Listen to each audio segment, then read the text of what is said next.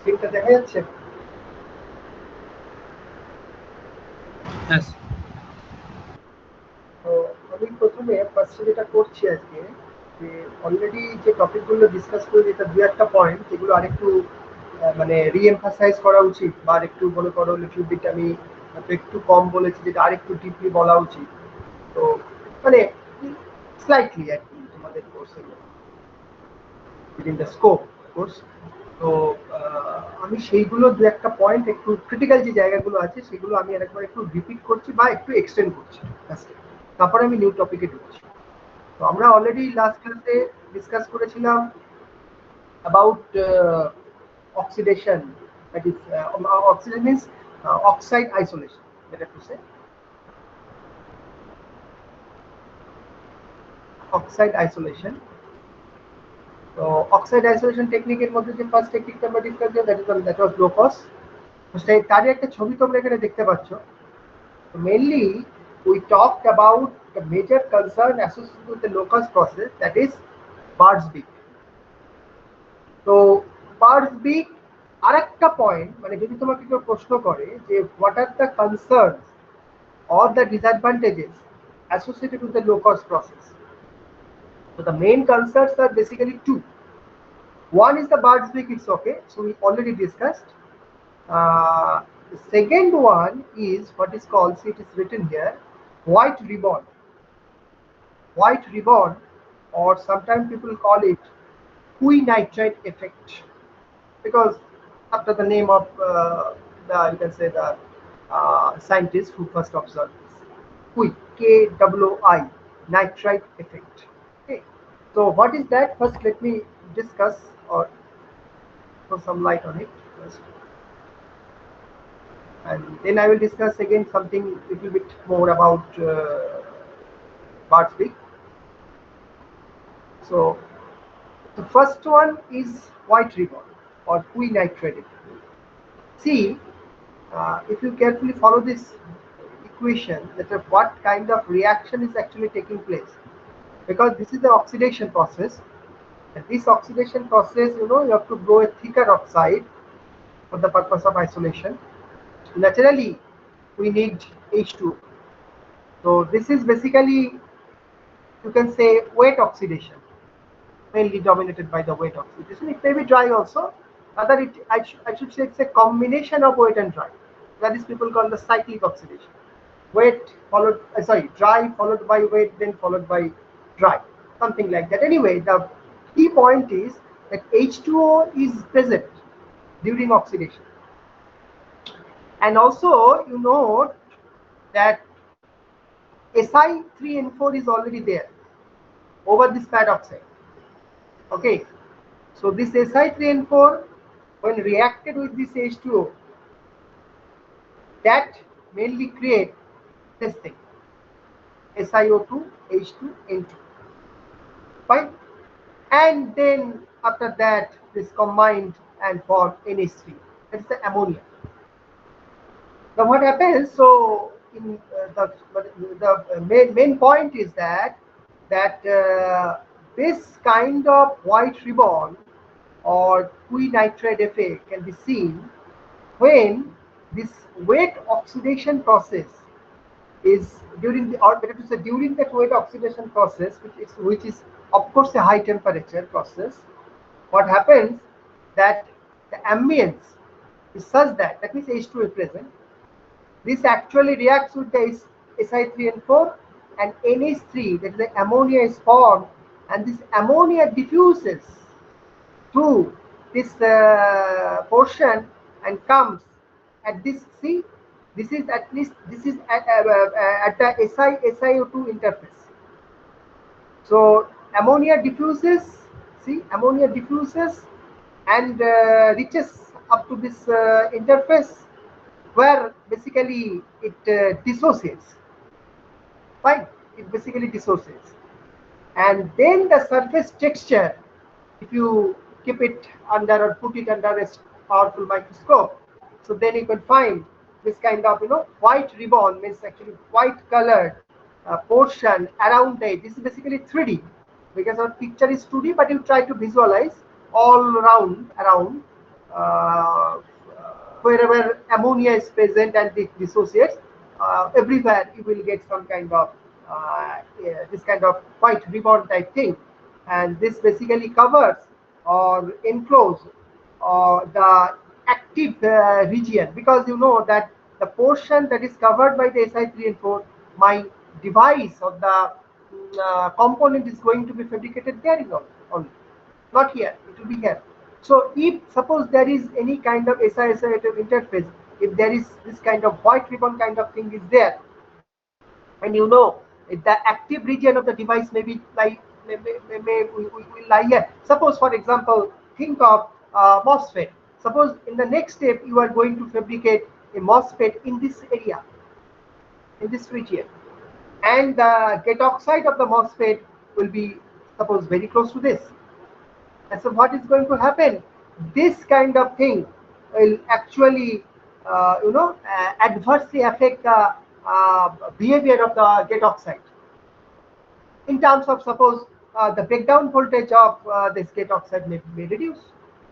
So the MOSFET, the oxide of the gate oxide of the MOSFET can electrically break down even much prior to the voltage at which it should, okay, or it is supposed to.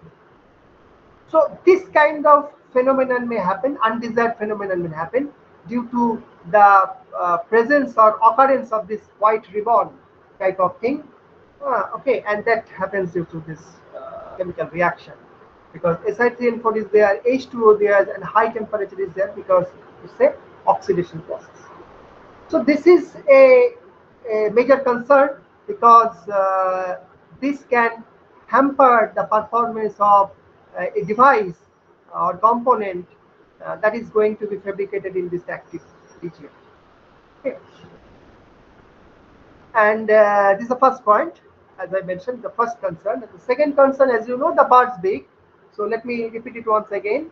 See, during this oxidation, this growth, as you can understand, that the lateral encroachment of this maybe H2O to whatever, that actually encroaches to this already existing pad oxide laterally. It diffuses vertically as well as it diffuses laterally. So this is called the lateral diffusion of this oxidizing species. As I mentioned, maybe H2O, maybe O2, depending on the what type of oxidation you are doing at the time. And if it is H2O, then the diffusivity is more. So it will basically diffuse through this already existing pad oxide. And as you can understand, due to this growth, what is going to happen? The thickness of the oxide is increasing as you are moving gradually in this direction, or if you move from this direction, it is gradually decreasing, gradually decreasing. So what is going to happen? Net effect is that the active width of the device, suppose MOSFET or BJT, whatever you are going to realize here, the active width will reduce. I already shown you the slide in the last class. And obviously, if the width reduces, then the transistor current, the current that it is supposed to drive, will reduce. And you can say the more subtle effect may be if you have some kind of field doping here, as I shown you the figure of the slide in the last class. That is called the channel stop implant. That is the field doping. Okay, so that is an extra precaution we take, or you can say the guard ring we provide for the purpose of isolation. But what is going to happen during this process? This doped or dopant will also laterally diffuse. And what is going to happen? This again can reduce the active region width. Fine. So these are the overall effect that we can get. Obviously, all these are undesired, and that we can get due to this Bart's beak kind of phenomenon. Now the question may come: is there any possibility or means by which we can reduce or address this Bart's beak issue? Of course, you can argue that if we go from low cost to STI, then obviously the Bart's beak related issues will be that could be addressed by a large extent. Yes, that is true. But remaining within this technology or within this the limit of this technology, that is the isolation method, that is the low cost. So within this, if we want to reduce this bird's beak length, actually the point is this length. Si3N4 is up to here.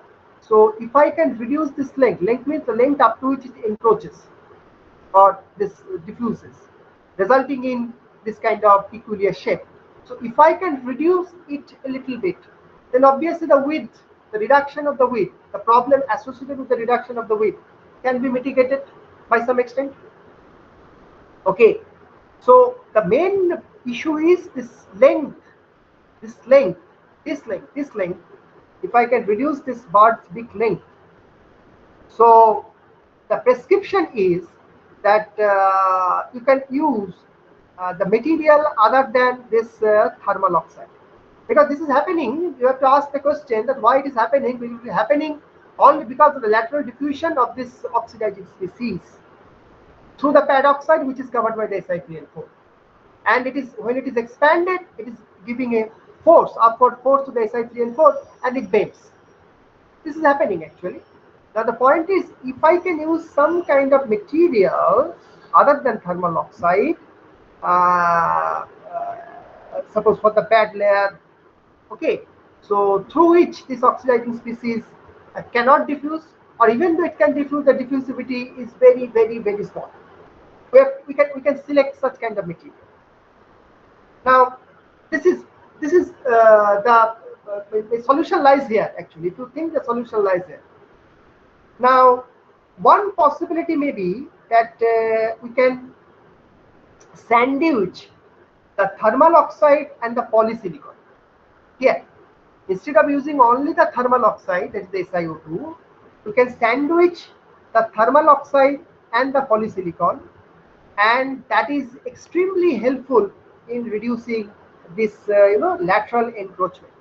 Because see, suppose because you cannot eliminate the SiO2 completely, because as I've already discussed in the last class, that during this thermal process there will be thermal expansion, and the coefficient of expansion of Si3N4 and Si vary by a large extent, resulting in a development of huge strain, and that may lead to, and if the strain propagates within the semiconductor, or at least in the surface, that may lead to defects. So you cannot completely eliminate SiO2. Rather, the intelligent approach should be you use SiO2, then followed by thinner polysilicon, then followed by, so that's I mentioned, that's a sandwiched polysilicon in between SiO2. So this addressing thermal expansion related issue or the strain related issue with the Si3N4, that can be addressed by the existing SiO2 layer. And also, as the overall thickness, suppose this thickness of SiO2 in between, just to think that in between you are realizing a thin polysilicon layer. So what is going to happen, at least through polysilicon, this lateral encroachment will be reduced by a large extent. Lateral encroachment of the oxidizing species. That is the first part. Second one is, polysilicon has another property. The polysilicon at least absorb the excessive stress that would result from the use of this thin pad oxide, because pad oxide is mainly tackling the stress that is developed due to this mismatch in the thermal expansion coefficient between Si3N4 and Si during oxidation process. But as you are reducing the thickness of SiO2, because in between you are sandwiching polysilicon, so naturally the question or the point may come in your mind that the stress will be more, because some portion of the SiO2 is not there, which should be there. Okay, so naturally this point should come in mind. But the polysilicon absorbs this excessive stress that is supposed to be developed, okay, and that can address the issue little bit, at least. Okay, so it is one of the solutions. People use this and got more or less good result. But the point is that doing adopting this kind of means or doing this kind of solution, you cannot eliminate this kind of Bart's big issue completely. You can reduce the length a little bit. Also, the texture, this bumpy nature or this hillocks that actually forms if you follow the 3D.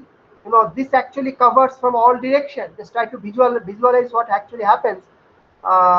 You have a island in between, and from all three directions you have the hillocks. It's basically hillocks, a kind of bumpy nature, as I mentioned. Speed breaker, যেটা তোমরা বলছিলে রাস্তায় যে speed breaker থাকে সেরকম. So basically in 3D, what you can say in 3D, you visualize,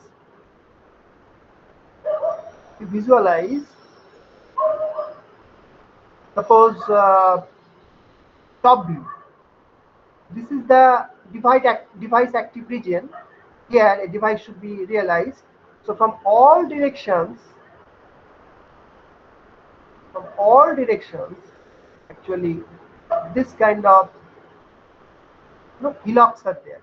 All these are suppose your this thick oxide SiO. Okay, locus. So it is basically surrounding this active region from all directions. So lengthwise or widthwise, whatever you see, this is actually going to be affected. And due to this, basically this will encroach. Here, the dotted line is the encroachment. And see, as a result of that, you are getting the net area this much, only this much.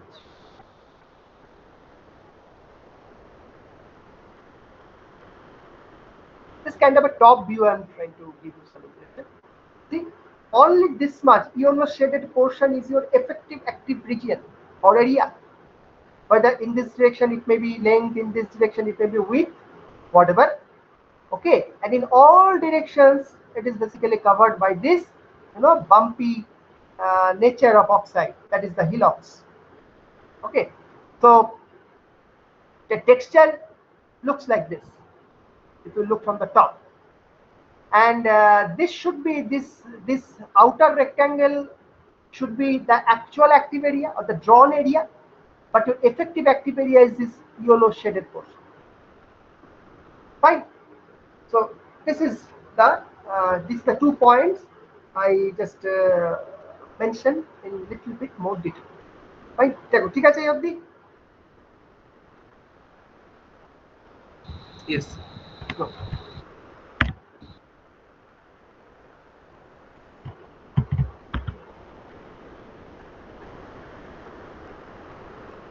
আচ্ছা, তোমাদের একটা ছবি দেখাতে পারি, এখানে আছে simulation আর একটা real time picture. দেখো, জাস্ট আমি এমনি দেখাচ্ছি তোমাদের, মানে সেরকম কিছু ব্যাপার না। এটা একটা সিমুলেশন, এটা হচ্ছে রিয়েল পিকচার, মানে প্র্যাকটিক্যাল ছবি আর। তো তোমরা দেখতে পাচ্ছ কিরকম হয় দেখতে। এই স্কাই কালারে যেটা দেখছো এটা হচ্ছে তোমার SiO2, ঠিক আছে? এই যে হিলক্স ফর্ম করেছে, আর এটা হচ্ছে Si3N4, Si3N4। এটা হচ্ছে বিফোর অক্সিডেশন, এই যে থিন প্যাড অক্সাইড। তো জাস্ট কম্পেয়ার দ্য ইউর মানে the difference between the thickness of these two layers. This is pad oxide before oxidation, and followed by or covered by Si3N4. Now after oxidation, see what is going to happen. Okay, this bar is big, and this is Si3N4 bends, and this is actually the formation of defects due to the development of strain, heavy strain that is developed due to defects are formed. And see, this is the real picture, how defects form, and if defects form, how it looks. This is a real picture. This is your this thing, SiO2 after oxidation. Okay, this defect is formed. So this just to give some impression. So what kind of picture or what actually happens during this low cost oxidation. This is the low cost oxide. Anyway, so mean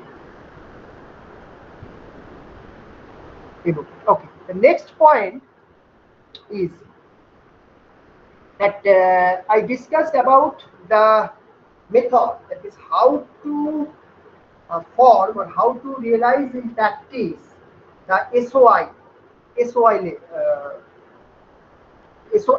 kind of devices. SOI kind of devices means the devices that are formed using SOI technology. Basically, SOI is nothing but the isolation technology. It is basically isolation method.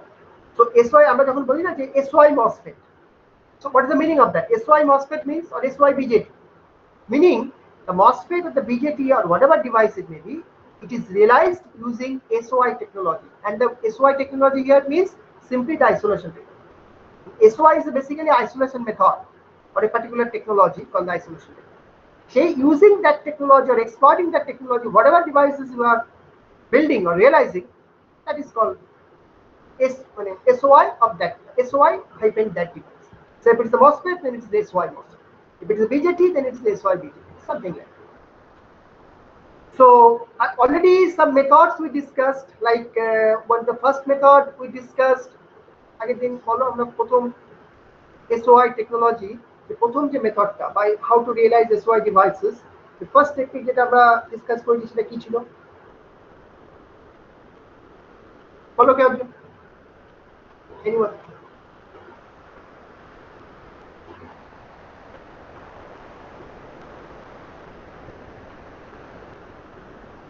SOI প্রথম মেথডটা কি ছিল?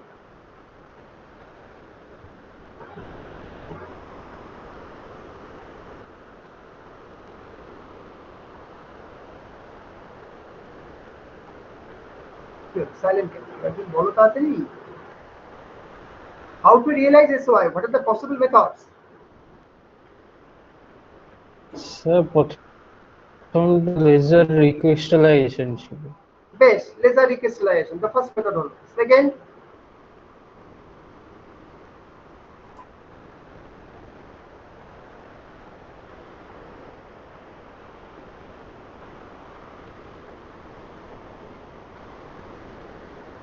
কি ছিল? Cymox না? Separation by implanted oxygen, মনে পড়ছে না? Discuss করলাম যে Cymox? হ্যাঁ, বলেছিলাম এটা খুব পপুলার, জাপানিজ গ্রুপ এটা প্রথম প্রপোজ করেছিল, became very at that time it was quite surprising. People didn't believe that it could be possible, but later on it became the most famous process, Cymox. Anyway, Cymox বলেছিলাম আমরা, আরেকটা কি বলেছিলাম? Third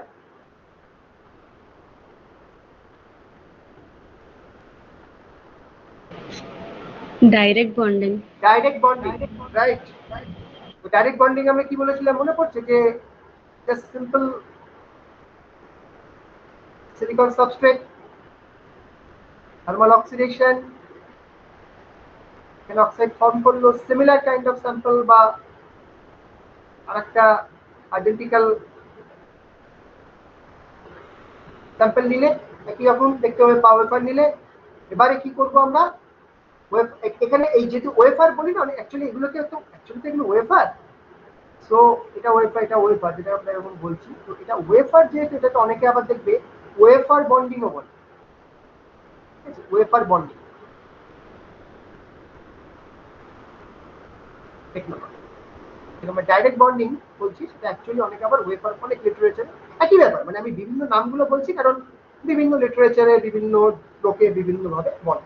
So it is a wafer bonding also, because it's one wafer, it is another wafer, more or less identical. Okay, এবারে আমরা basically এখানে কি করি এই ওয়েফার বন্ডিং মেথডে? টু অক্সিডাইজড সিলিকন ওয়েফার, তাই তো?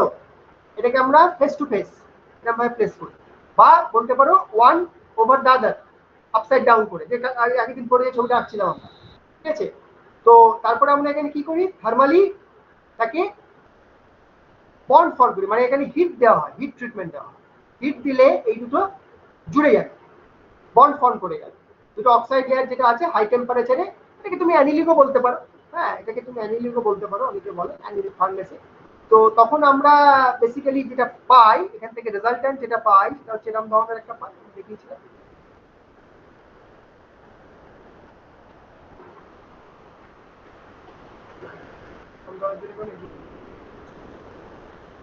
এবার এর একটা সাইড আমরা সাবস্ট্রেট হিসাবে ইউজ করব, আর একটা সাইডকে আমরা বডি হিসাবে ইউজ করব। তাহলে বেসিক্যালি সেটা করার জন্য কি করা হয়, যে কোনো একটা সাইড, ওয়ান অফ দ্য মানে সাইড বলতে পারো, আমরা তাকে এচ করি, কেমিক্যালি এচ করি। এচ করতে করতে করতে করতে করতে করতে একটা সার্টেন, এটা এচ, যেটাকে এচ বলছি, chemical and of course let one mechanical, যাতে করে তোমার প্ল্যানারিটিতে থাকে আর কি। তো আমি এখানে এটাকে ইরেজার দিয়ে দেখাচ্ছি,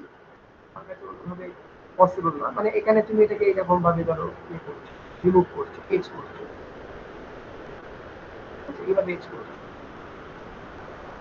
এজ করতে করতে দেখা যায় যে তোমার বেসিক্যালি দেখা যায় এইটা হয়তো সে 1 micron, or suppose even maybe less than that, suppose maybe 0.5 micron, maybe 0.1 micron, এত হতে হবে, even few tens or hundreds of nanometer, মানে 0.1 মাইক্রন মানে 100, যাই হোক আরেকটু কমও ধরতে পারো, 80, মানে কমপ্লিটলি ন্যানোমিটার অর্ডারে in modern day that is also possible. So you have to chemically, first you have to chemically etch, then mechanically you have to কি বলবো, you have to add up some mechanical means to properly polishing or sorry properly planarizing the surface actually. So এর ফলে কি হয়, আমাদের দেখা যায় যে মোটামুটি এরকম ধরনের থিকনেস আমরা একটা দিস বিকাম বডি, এটা বডি হয়ে যায়, আর এটা আমার থাকছে অ্যাকচুয়ালি ওর পাস সাবস্ট্রেট। ঠিক আছে, এটা আমি যেটা বললাম, আগেকার দিনে ফিউ মাইক্রন ছিল থিকনেস বডি, এখনকার দিনে ফিউ ন্যানোমিটার, এর পিছনে টেন্স অফ ন্যানোমিটার, মানে টেন্স অফ, এবারে it may vary between that from earlier days to modern day vary করতে পারে few hundred micron থেকে few micron থেকে few tens of nanometer vary করতে পারে in between। ঠিক আছে, অতটা প্রিসাইজলি করতে হবে তোমার। তো initially it was very challenging, but nowadays, as I already mentioned, it is not a so challenge, not much of challenge, so involved here it can be done very easily। আর এটাকে আবার আরেকটা নামও তুমি দিতে পারো। দেখো, যেহেতু একটা সাইড থেকে, মানে তুমি বেসিক্যালি কি করলে, যদি মেথডটা ফলো করো, দেখো প্রথমে বন্ড করছি, যে আমরা যেটাকে ডাইরেক্ট বন্ডিং বলছি, সেটাকে আবার অনেকে আবার একটা হচ্ছে ওয়েফার বন্ডিং বলতে পারে। আবার just following the sequence of method whatever you have followed, যদি তুমি after that you can name it BESOI, ESOI, full form maybe bond and H back, bond and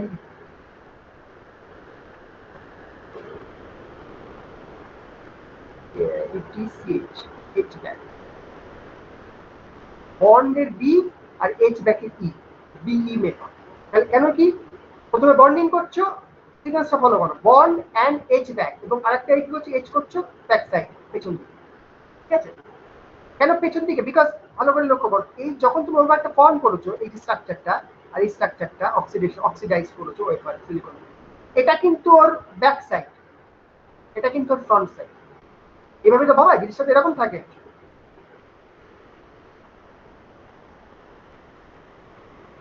তাই তো? এটা বেসিক্যালি ব্যাক সাইড, আর এটা হচ্ছে ফ্রন্ট সাইড। তুমি এইটার যখন এজ করেছো, মানে কি, তুমি ব্যাক সাইড থেকে এজ করতে করতে গেছো, এজ করতে করতে করতে করতে তারপর এখানে গিয়ে, এই জন্য এটাকে, এই পোর্শনটাকে তুমি রিমুভ করে দিয়েছো, রিমুভ বা এজটা কেমিক্যালি, দেন মেকানিক্যালি তুমি এটাকে প্ল্যানার করেছো বা প্লেন করেছো সারফেসটাকে। তো সেই জন্য এটাকে বলছে বন্ড অ্যান্ড এইচ ব্যাক। বুঝতে পেরেছো, যে সিকোয়েন্সটাকে ফলো করে, আগে বন্ডিং করা হলো, তারপরে তাকে ব্যাক সাইড থেকে এজ করা করে স্ট্রাকচারটা ফলো করবে, বন্ড অ্যান্ড এইচ, একই জিনিস কিন্তু, মানে ডোন্ট গেট কনফিউজ। আমি কেন বলে রাখছি নামগুলো, because in different cases, different occasion, different literature you may encounter this kind of term. তো একই ব্যাপার, যেটাই ডাইরেক্ট বন্ডিং সেটাই ওয়েফার বন্ডিং, সেটাই বন্ড অ্যান্ড এইচ। আর এই মেথডটা আজকের দিনে ভেরি পপুলার, ভেরি পপুলার। ওকে,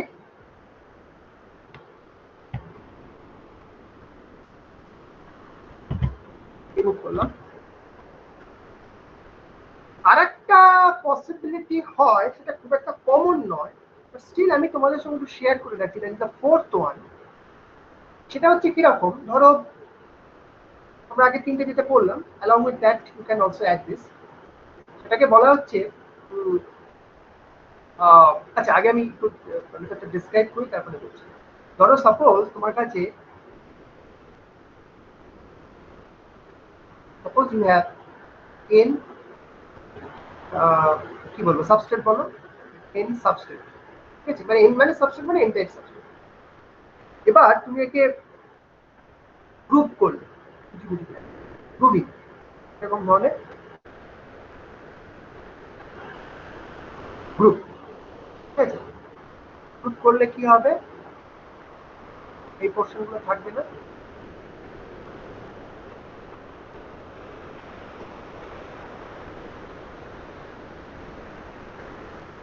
এবারে আমি যেটা তোমাদের জিজ্ঞেস করবো যে আমি just answer me that how this kind of grouping is possible, what methods have to adopt.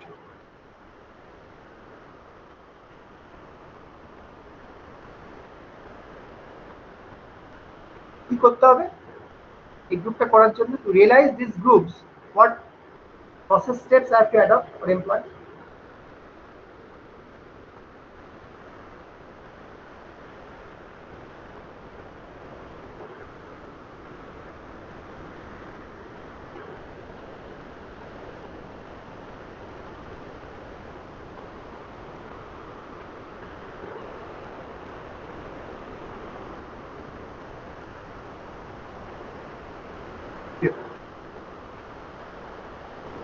একটা সাবস্ট্রেট নিয়েছি, তার কিছু কিছু অংশে আমরা গ্রুপ করেছি। এই গ্রুপটা করতে গেলে কি করতে হবে, কিভাবে করতে পারবো?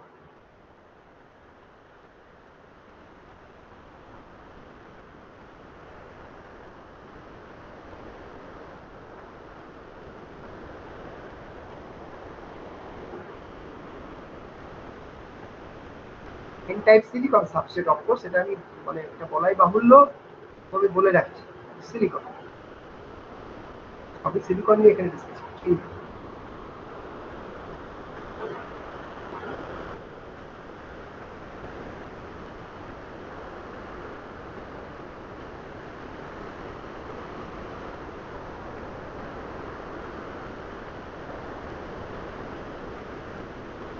এই গ্রুপগুলোকে কি করে রিয়েলাইজ করা যেতে পারে, ফর্ম করা যেতে পারে, হাউ টু ফর্ম দিস?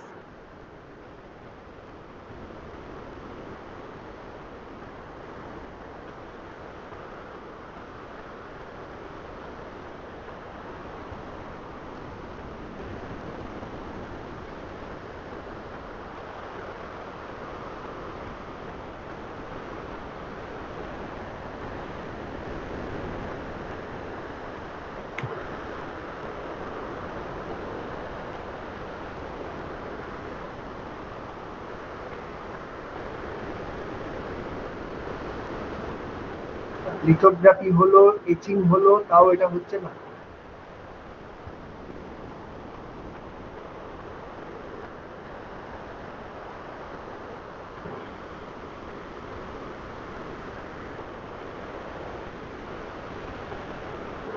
তারপরে ম্যাডাম একটা জিনিস বলেছিলেন না, সেলফ লিমিটিং এচিং, ওই ক্রিস্টাল ডিরেকশন বা রিলেটেড জিনিসগুলো পড়াতে গিয়ে ভি গ্রুপ, কিউ গ্রুপ,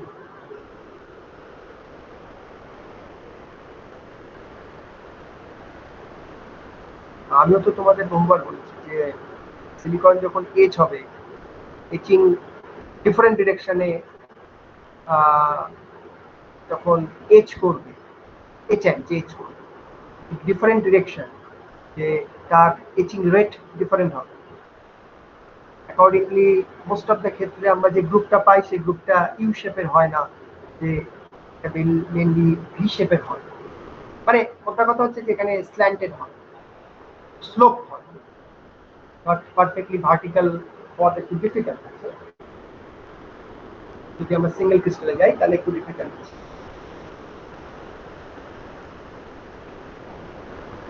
আসছে না, তার মানে পড়াশোনা হচ্ছে না। এত নিউজ দেওয়ার পরেও অ্যানাইসোট্রপিক এচিং, অ্যানাইসোট্রপিক আমাকে প্রশ্ন করে লাভ নেই, আমি উত্তর চাই, কিন্তু আনসার জিজ্ঞেস করছি। আমি তো বলিনি আজকে question, ask me a question regarding this. I will say what is the answer, how to realize this. This is the question I have thrown. Now you are supposed to give the answer.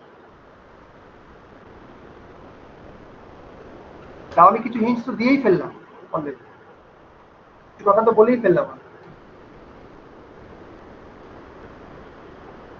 Anyway আমি এটা বলবো না, কারণ এ নিয়ে বহু discussion হচ্ছে। ঠিক আছে, তোমরা দেখে নিও পুরোনো নোট। ম্যাডামও একটা পার্ট এর পড়িয়েছেন আমি জানি, সেলফ লিমিটিং এচিং, এই ক্রিস্টাল পড়াতে গিয়ে ওখানে পড়িয়েছিলেন নিশ্চয়ই, মানে পড়ান জেনারেলি, আই সাপোজ উনিও পড়িয়েছেন। আমি তো পড়িয়েছি etching related, lithography etching. Anyway আমি জাস্ট এটা বলে বেরিয়ে যাচ্ছি, তোমরা এটা মানে ফিল ইন দ্য ব্ল্যাঙ্কস এর মতো করে নেবে কিভাবে এটাকে রিয়েলাইজ করা। তো যাই হোক, এই গ্রুপ আমরা ফর্ম করলাম। এবারে যেটা করছি আমরা একে অক্সিডাইজ করছি। তাহলে একে যদি অক্সিডাইজ করি তাহলে কি হবে? আচ্ছা আমি একটা কাজ করছি, আমি এর ওপরই দেখাচ্ছি, তাহলে আমার সুবিধা হবে। আমি আর পরপর স্টেপ ওয়াইজ দেখাচ্ছি না।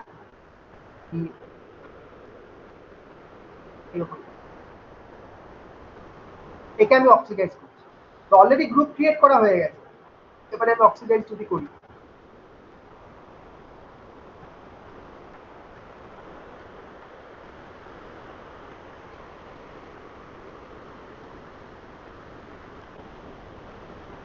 এরকম ধরনের একটা কিছু হবে। এটা একটু ভেতরে ঢুকবে অফকোর্স।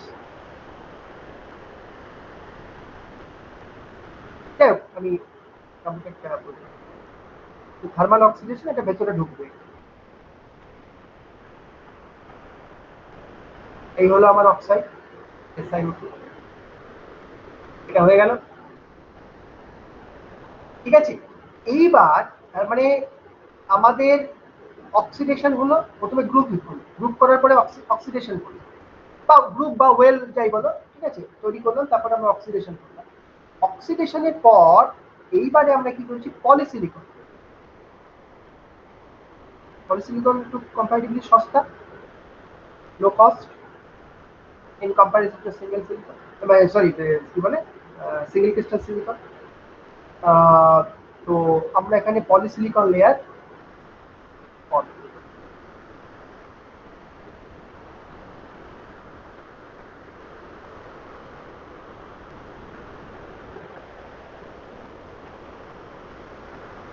পলি,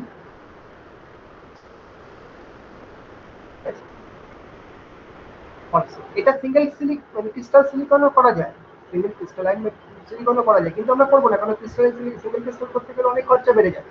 ঠিক আছে, আমরা পলিসিলিকন করার পরে এইটাকে পুরোটা তুমি এবার 180 ডিগ্রি ঘুরিয়ে দাও, মানে ওই সেই টার্ন ইট আপসাইড ডাউন, তার মানে নিচের পোর্শনটা উপরে চলে যাবে, উপরের পোর্শনটা নিচে চলে আসবে। ঠিক আছে, অথবা তুমি এটাও করতে পারো, তার আগে before doing that you just first do one thing, you mechanically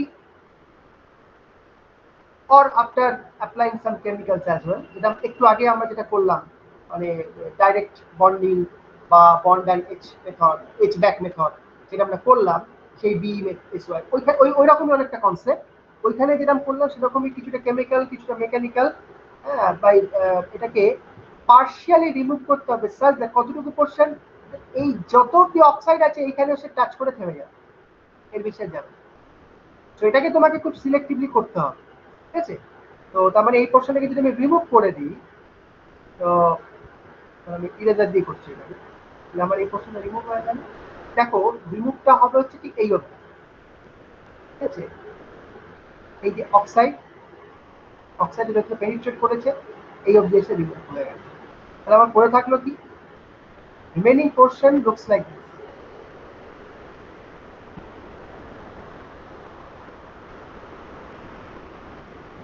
মোটামুটি এরকম থাকে। ঠিক আছে, আর এইগুলো সব এখন end. Fine, now you just turn it upside down. তাহলে কি হবে, যেটা আমার অরিজিনালি সাবস্ট্রেট ছিল, that substrate will go upside. তাহলে এটাকে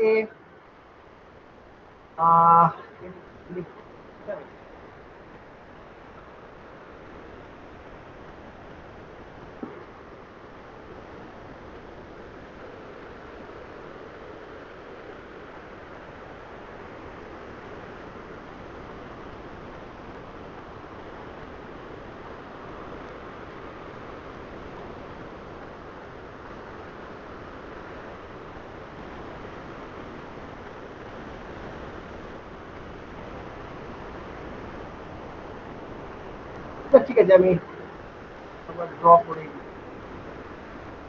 ঠিক আছে, এই যে নিচের পোর্শনটা উপর দিকে চলে যাবে, তার মানে এটা যেটা বেসিক্যালি হবে হচ্ছে এরকম, এটা দেখতে হবে এরকম। নিচের পোর্শনটাকে আমি উপরে পাঠাচ্ছি এরকম।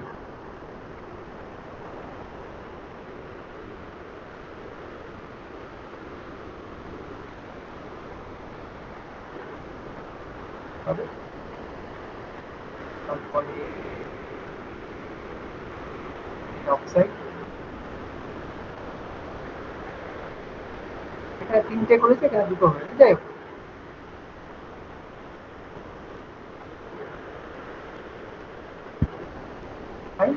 নিচে পলিসিলিকন নিচে চলে যাবে।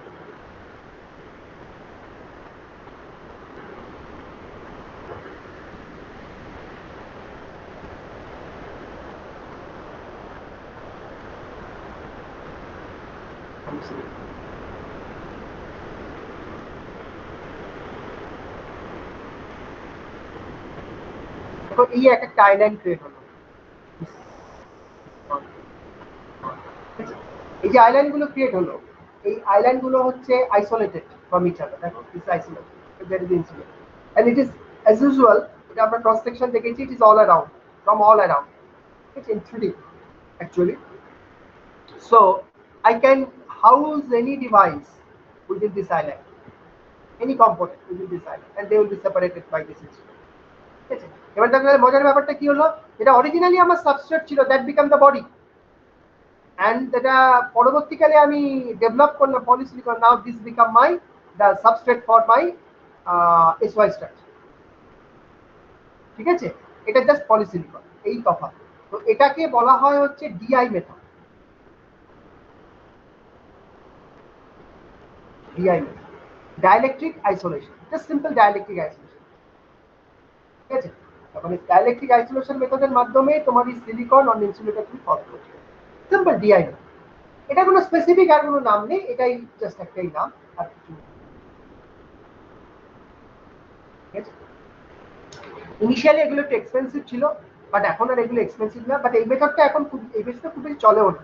মেনলি এখন সব SIMOX was very popular, but nowadays the most popular method as I mention, direct bonding method বলো বা ওয়েফার বন্ডিং মেথড বলো, বা যেটা তোমরা বললে যে, বা আমরা একটু আগে ডিসকাস করলাম যে পিই মেথড বা বন্ড অ্যান্ড ইচ, একই, কিন্তু একই না, একই জিনিসের কিন্তু। তো এই হচ্ছে ব্যাপার। মোটামুটি দেখো কনসেপ্ট গুলো অনেকটা সিমিলার। এই লাস্টের 4 নম্বরটা আর আবার ডাইরেক্ট, এটা যদিও ডাইরেক্ট বন্ডিংটা নেই এখানে, কিন্তু ওই বন্ডিং এর পরবর্তী যে ব্যাপারটা, বন্ডিং এর পরে যে এচ করা হচ্ছে ফ্রম দ্য ব্যাক সাইড, এটা কিন্তু অনেকটা সেরকম। ব্যাক সাইড থেকে এচ করে এবং এচ করতে করতে করতে করতে আমাদের এই এই পোর্শনটা এসে স্টপ করতে হবে। এই এই জায়গাটা মোটামুটি একই রকম, similar kind of concept. But bonding এখানে নেই। ওখানে যেমন বন্ডিং ছিল, ওই জন্য ওটার নাম হচ্ছে বন্ড অ্যান্ড এচ ব্যাক বা ডাইরেক্ট বন্ডিং বা ওয়েফার বন্ডিং। কিন্তু এখানে বন্ডিংটা নেই, এটা জাস্ট হচ্ছে ডাইলেকট্রিক আইসোলেশন মেথড বা ডিআই, সিম্পল। ঠিক আছে, যাক মোটামুটি 4 রকম ভাবে ভাবতে পারো পসিবল, যেগুলো পপুলার হয়েছিল কোনো না কোনো সময়, বা লোকজন এটা নিয়ে কাজ করছে। ওকে, আচ্ছা এই গেল। এবারে তোমাদের যদি কেউ প্রশ্ন করে যে এসওআই এসওআই এসওআই নিয়ে আমরা এত কথা বলছি, এসওআই সিলিকন ইনসুলেটর ইত্যাদি, তো সিলিকন এসওআই এর অ্যাডভান্টেজ কি আছে? বা সিম্পলি যদি বলি, if I talk in terms of the comparison SOI and bulk. SOI একটা টেকনোলজি, বাল্ক একটা technology. Bulk is a very older technology, conventional technology, bulk হচ্ছে SOI. So what are the advantages associated with SOI over the bulk?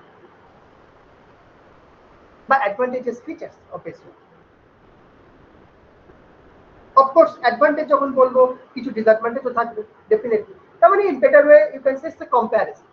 Comparison.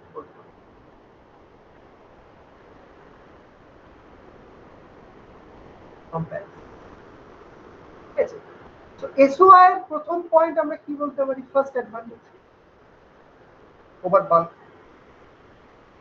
কি মনে হয় এই যে SOI structure গুলো নিয়ে আমরা ডিসকাস করলাম, টেকনোলজি মেথড নিয়ে ডিসকাস করলাম, the method with which or by which we can realize this kind of SOI structures.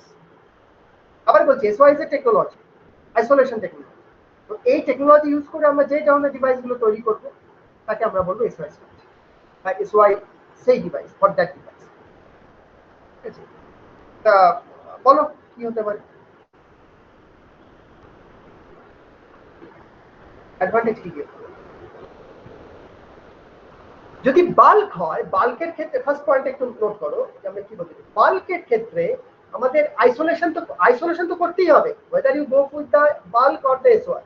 তো জেনারেলি বাল্ক স্ট্রাকচারের ক্ষেত্রে আমরা কি ধরনের আইসোলেশন করি? জেনারেলি কি ধরনের আইসোলেশন করি?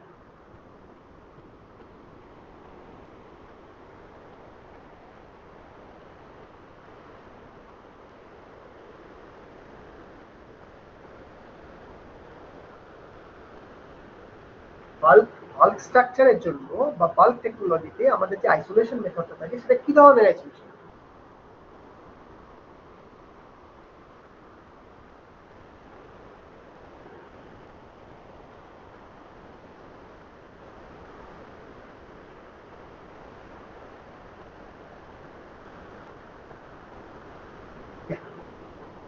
আবার নীরব জাংশন আইসোলেশন। তাহলে জাংশন আইসোলেশন যদি হয় বাল্কে, তাহলে আমরা junction isolation basically PN junction. So wherever there is PN junction, there will be junction leakage. There will be junction leakage. তারপরে জাংশন লিকেজ এখানে পসিবল। জাংশন লিকেজ, জাংশন যদি leakage হয় তার মানে অবভিয়াসলি there will be তোমার কি বলবো মানে লিকেজ কারেন্ট, তার মানে that is a standby power dissipation or static power dissipation.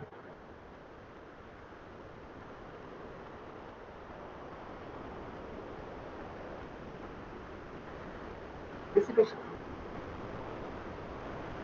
Static power dissipation হচ্ছে এখানে হবে। ঠিক আছে, আর এসওআর ক্ষেত্রে কোনো জাংশন নেই, এসওআর ক্ষেত্রে কোনো জাংশন নেই, কোনো পিএন জাংশন লিকেজ নেই। ঠিক আছে, এটা সাবস্ট্রেট, এটা সাবস্ট্রেটের সঙ্গে কমপ্লিটলি ডিসকানেক্টেড, মানে বা আইসোলেটেড বলতে পারি, ইলেকট্রিক্যাল ডিসকানেক্টেড মানে বা আইসোলেটেড মানে ইলেকট্রিক্যাল। ঠিক আছে, ইলেকট্রিক্যালি আইসোলেটেড। যদি আইসোলেটেড হয় তাহলে আমি বলতে পারি এখানে মানে এরকম ভাবে বলতে পারো মানে junction leakage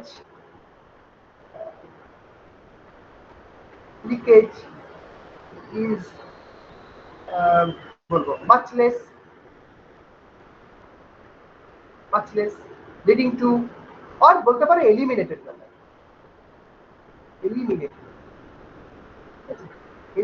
leading to less static power dissipation. এখানে জাংশন লিকেজের মাধ্যমে কি হচ্ছে, আমার সাবস্ট্রেটের সঙ্গে কমিউনিকেশন হচ্ছে, সাবস্ট্রেট, আর এখানে সাবস্ট্রেটের সঙ্গে পুরোপুরি ইলেকট্রিক্যালি আইসোলেটেড। ঠিক আছে, স্ট্রাকচারটা দেখে নাও। সেকেন্ড পয়েন্ট কি পসিবল, সেকেন্ড একটা কম্পারিজন হতে পারে।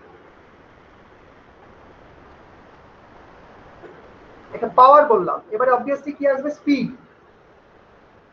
ইন টার্মস অফ স্পিড যদি আমি ভাবি, দেখো যেহেতু ক্যাপাসিটেন্স আছে, জাংশন আছে মানে জাংশন ক্যাপাসিটেন্স আছে in case of bulk, so automatically capacitance কি করে, ক্যাপাসিটেন্স আমার স্পিডের পক্ষে বেটার না ওয়ার্স?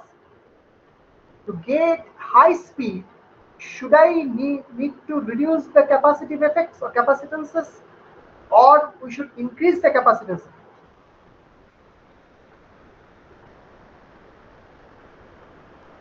কি করতে হয় রিডিউস, ভেরি গুড, রিডিউস। কিন্তু পিএন জাংশনে তো সেটা পসিবল না, পিএন জাংশনে তো জাংশন ক্যাপাসিটেন্স বসে আছে, তাই তো? তো অবভিয়াসলি সেখানে স্পিড, ওই যে তোমাদের বলছিলাম মনে পড়ছে, লো হাই ফ্রিকোয়েন্সি যত হাই যাচ্ছে তত জাংশন আইসোলেশনের কাজ করবে না। তারপর কারণ ওখানে বটম ওয়াল সাইড ওয়াল দুদিকে জাংশন ছিল, পিএন জাংশন। তারপরে এলো অক্সাইডে হলো সাইড ওয়ালটা গেল হলো, কিন্তু বটম ওয়ালটা তখনও আমার জাংশন হয়ে বসে আছে, ঠিক আছে। তারপর এলো এসওআই, তারপরে ইভেন আরো হায়ার ফ্রিকোয়েন্সির জন্য, তার মানে মাচ মোর স্পিড, আরো যত এই এখনকার দিনে যে প্রসেসর, এত হাই স্পিড প্রসেসর, এগুলো সব এসওআই। যাই হোক, তাহলে স্পিড এখানে হচ্ছে lower, speed lower, and obviously এখানে স্পিড ইজ মাচ হায়ার, কারণ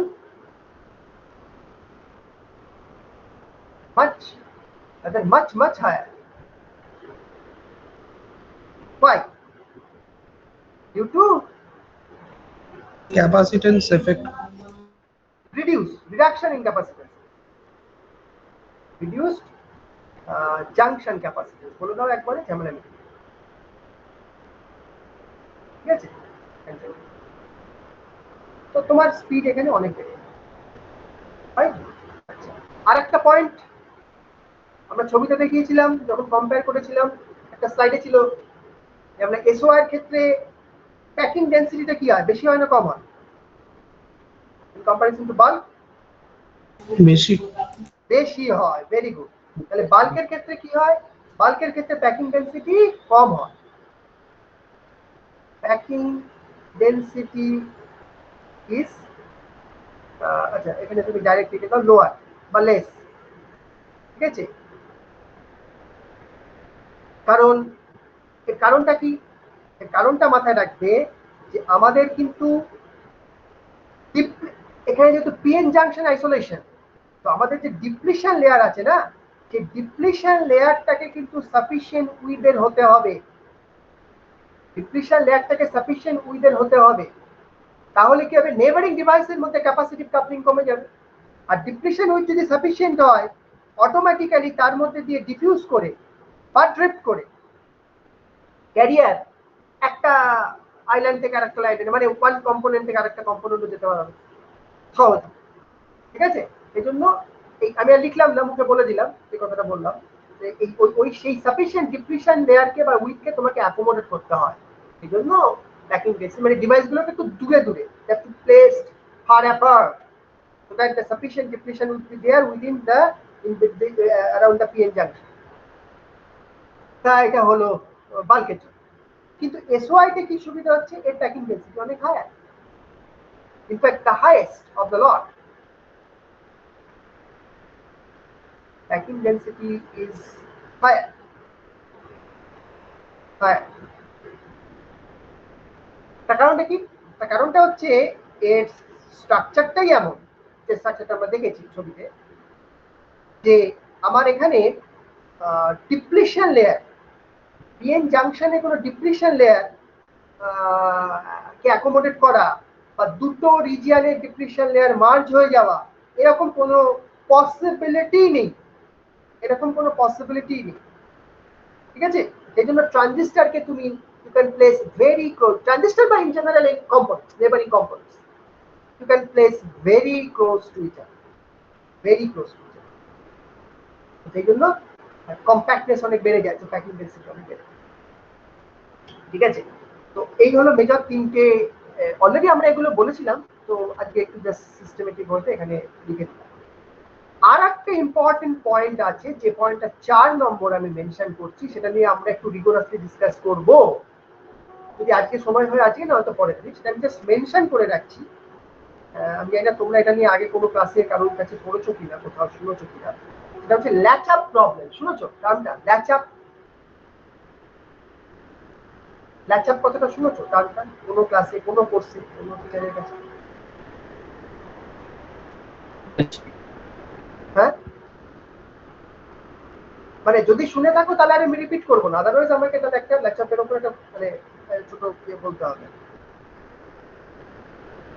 কোনো সার্কিটের ক্লাসে শুনে থাকা, যদি তোমাদের একটু অ্যানালগ সার্কিট বা এ ধরনের ইয়ে করিয়ে থাকে, বা ইভেন ডিভাইসে হতে পারে, ডিভাইস বা সার্কিটের ক্লাসে জেনারেলি ল্যাচ আপ কথাটা বলা উচিত। তো শুনেছো কি শোনোনি, হ্যাঁ কি না? বা পড়ানো হয়েছে কি হয়?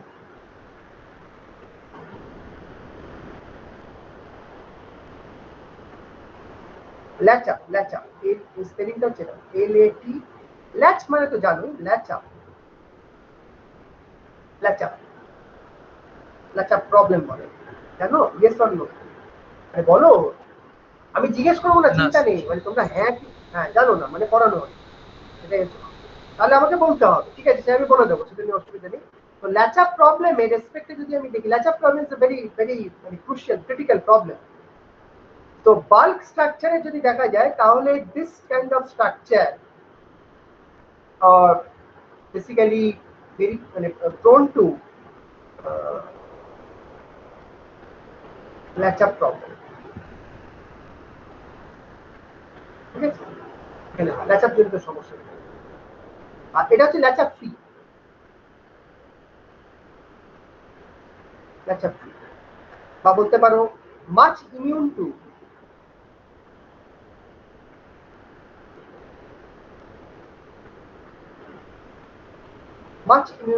Radiation, much immune to radiation, ঠিক আছে।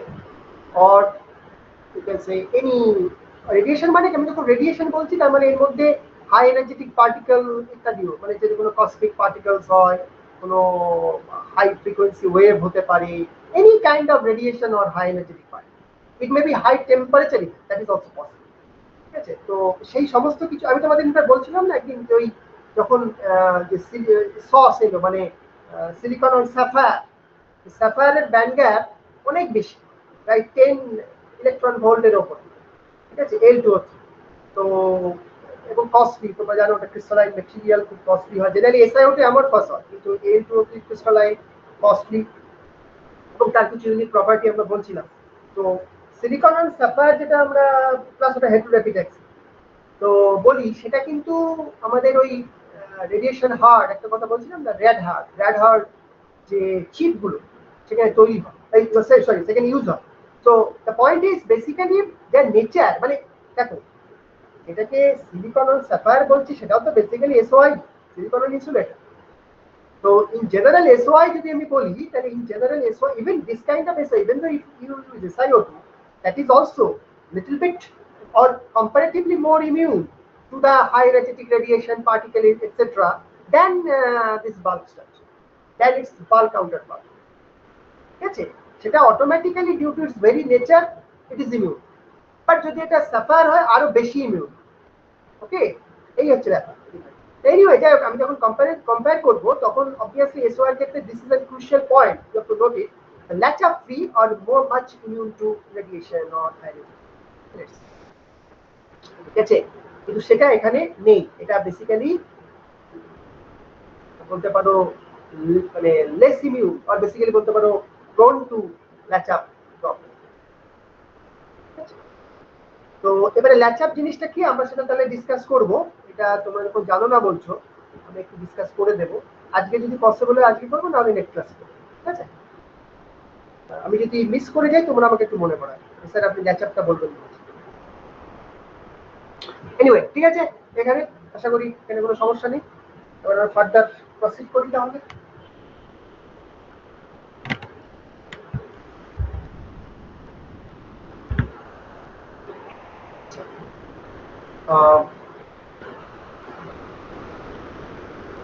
এবারে তোমাদের আজকে একটা নতুন যে টপিকটা আমি ঢুকবো, সেটা ঢোকার আগে আরেকটা বলেছিলাম, এটা হলো মোটামুটি আগের দিনের ক্লাস রিলেটেড যা যা ওই বলার ছিল সেগুলো আরেকটু বলে দিলাম এই ডিটেলসটা।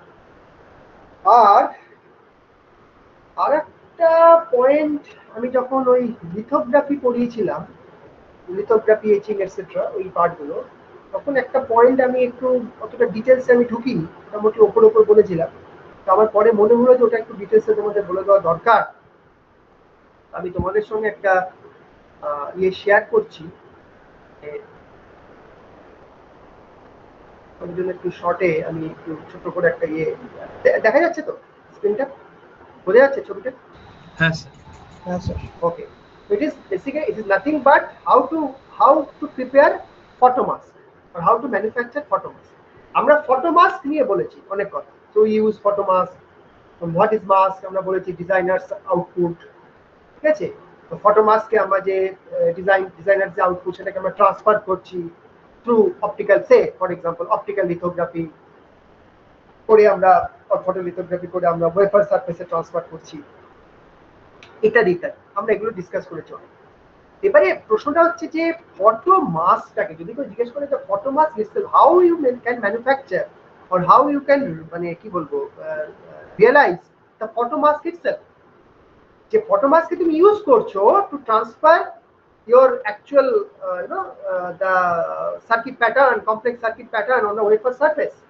The photo mask তুমি ইউজ করছো, তো photo mask is kind of intermediate, যেটাকে তুমি ইউজ করে বেসিক্যালি তুমি যে কেক টুল বলে পারি কম্পিউটার, এই কম্পিউটার আমি ডিজাইন করেছি সফটওয়্যার দিয়ে, সেই যে ডিজাইনার বলো ডিজাইনার সার্কিট যে কমপ্লেক্স সার্কিট, ঠিক আছে, তাকে আমি রিয়েলাইজ করবো, ফেব্রিকেট করবো মানে ওয়েফার সেমিকন্ডাক্টর সারফেস, সেখানে আমি তাকে প্যাটার্নটাকে আমি ট্রান্সফার করবো, তাকে আমি রিয়েলাইজ করবো। সেটা করতে গেলে ইন বিটুইন আমার ইউজ করছে ফটোমাস্ক। ফটোমাস্ক কাইন্ড অফ ইন্টারমিডিয়েট। প্রথমে আমি এটাকে এখানে যে প্যাটার্নটা আমি ফর্ম করেছি, যে সার্কিট ডিজাইনটা করেছি, সেটাকে আগে ট্রান্সফার করবো তো ফটোমাস্ক, and using that photomask again I will transfer it on the wafer. এটা ছিল ব্যাপারটা, গল্পটা। এখন ব্যাপারটা হচ্ছে ফটো মাস্কটাকে আমরা কিভাবে, আমি তোমাদের দু এক কথা বলেছিলাম যে আমরা লেজার দিয়ে লিখতে পারি, আমরা ইলেকট্রন বিম দিয়ে লিখতে পারি, এগুলো বলেছিলাম। একটু আরেকটু ডিটেলসে দু একটা কথা আমি একটু বলে রাখছি, ভালো করে শোনো। যে লাইনটা লেখা আছে, the manufacturing of photomask is basically equal to the wafer fabrication, ঠিক আছে, মানে অলমোস্ট অ্যানালগাস বলতে পারো, আমরা যেভাবে ওয়েফারকে ফেব্রিকেট করেছি সেইভাবেই আমরা ফটোমাস্কও ম্যানুফ্যাকচার করবো বা তৈরি করবো।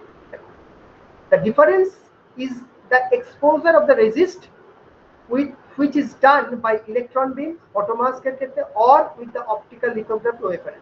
বাট এখানে যদিও কথাটা সেটা বলেছে যে ইলেকট্রন বিম, কিন্তু আমি তোমাদের বলে রাখছি যে laser is also used in preparing the photomask, ঠিক আছে। যখন এক্সপোজারটা হয় না, এক্সপোজারটা শুধুমাত্র ইলেকট্রন বিমের ক্ষেত্রে হয়, ইলেকট্রন বিম দিয়ে হয় তাই নয়, এক্সপোজারটা photomask people also use laser as well.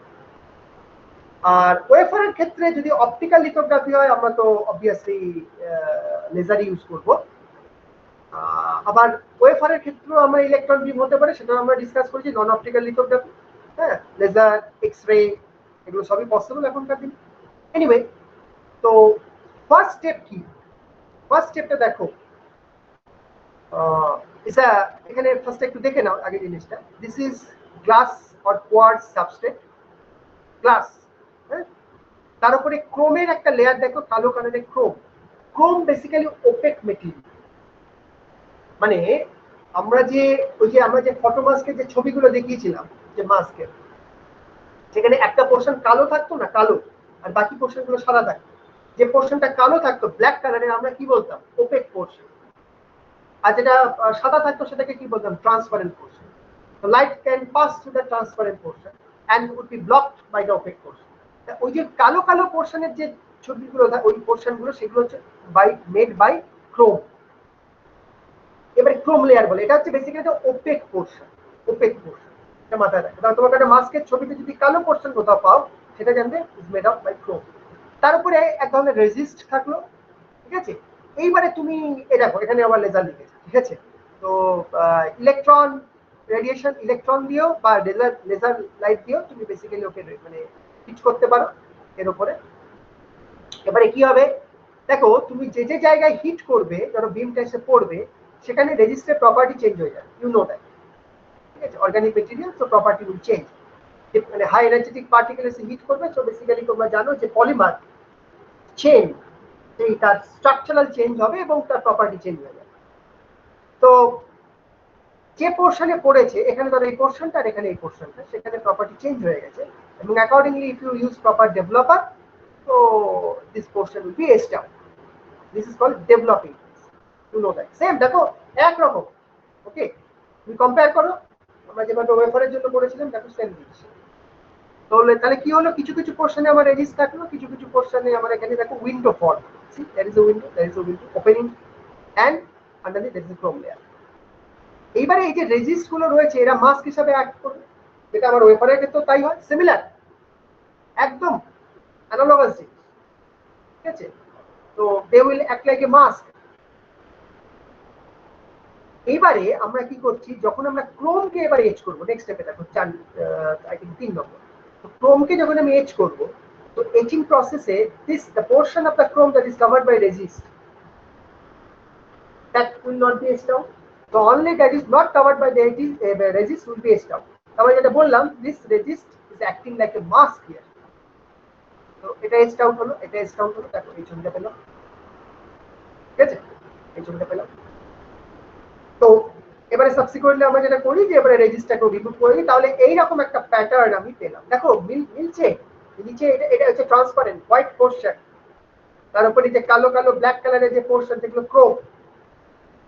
ওকে, এবারে কি করছি, এবারে এর উপরে আমরা একটা পেলিকেল মানে থিন মেমব্রেন বা ফিল্ম দেখা গেছে, সেটাকে আমরা এর উপর দিয়ে এটাকে জুড়ে দিচ্ছি, সবগুলোকে জুড়ে একটা কভার করে দিচ্ছি, যাতে করে কোনো রকম কন্টামিনেন্ট বা কিছু বাইরে থেকে আনওয়ান্টেড কোনো পার্টিকেল এসে আমার এটাকে ডিস্টার্ব করতে না। তাহলে আলটিমেটলি কি থাকলো, নিচে থাকলো হচ্ছে তোমার কোয়ার, তার উপরে দেখো ক্রোম লেয়ার, যেখানে কিছু কিছু জায়গায় ক্রোম আছে, কিছু কিছু জায়গায় ক্রোম নেই। ওকে, তার উপরে এটা একটা মেমব্রেন দিয়ে কভার করা আছে, পুরোটা একটা ইউনিট হয়ে গেছে। Now it's become N unit, এই জন্য এটাকে ওয়ার্ডটা ইউজ করেছে, ঠিক আছে, একটা কমপ্লিট ইউনিট, পূর্ণাঙ্গ যেটাকে বাংলায় বলে, এটা কমপ্লিট হয়ে গেছে, ঠিক আছে। তো এই জিনিসটাই হচ্ছে আমার আলটিমেট ফটোমাস্ক, এটাই হচ্ছে আমার আলটিমেট ফটোমাস্ক ফাইনাল। ওকে, তো তোমাদের আই থিঙ্ক আমি একটা ছবি দেখিয়েছিলাম, সেই ছবিটা আমি দেখি আরেকবার, আমার কাছে যদি থাকে এখন, এই ছবিটা দেখে তোমরা এর সঙ্গে জাস্ট একটু কম্পেয়ার যদি করতে পারো।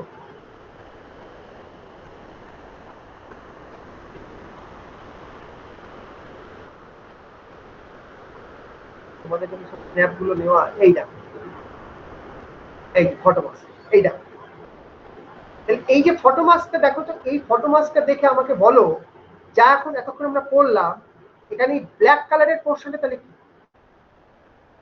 এটা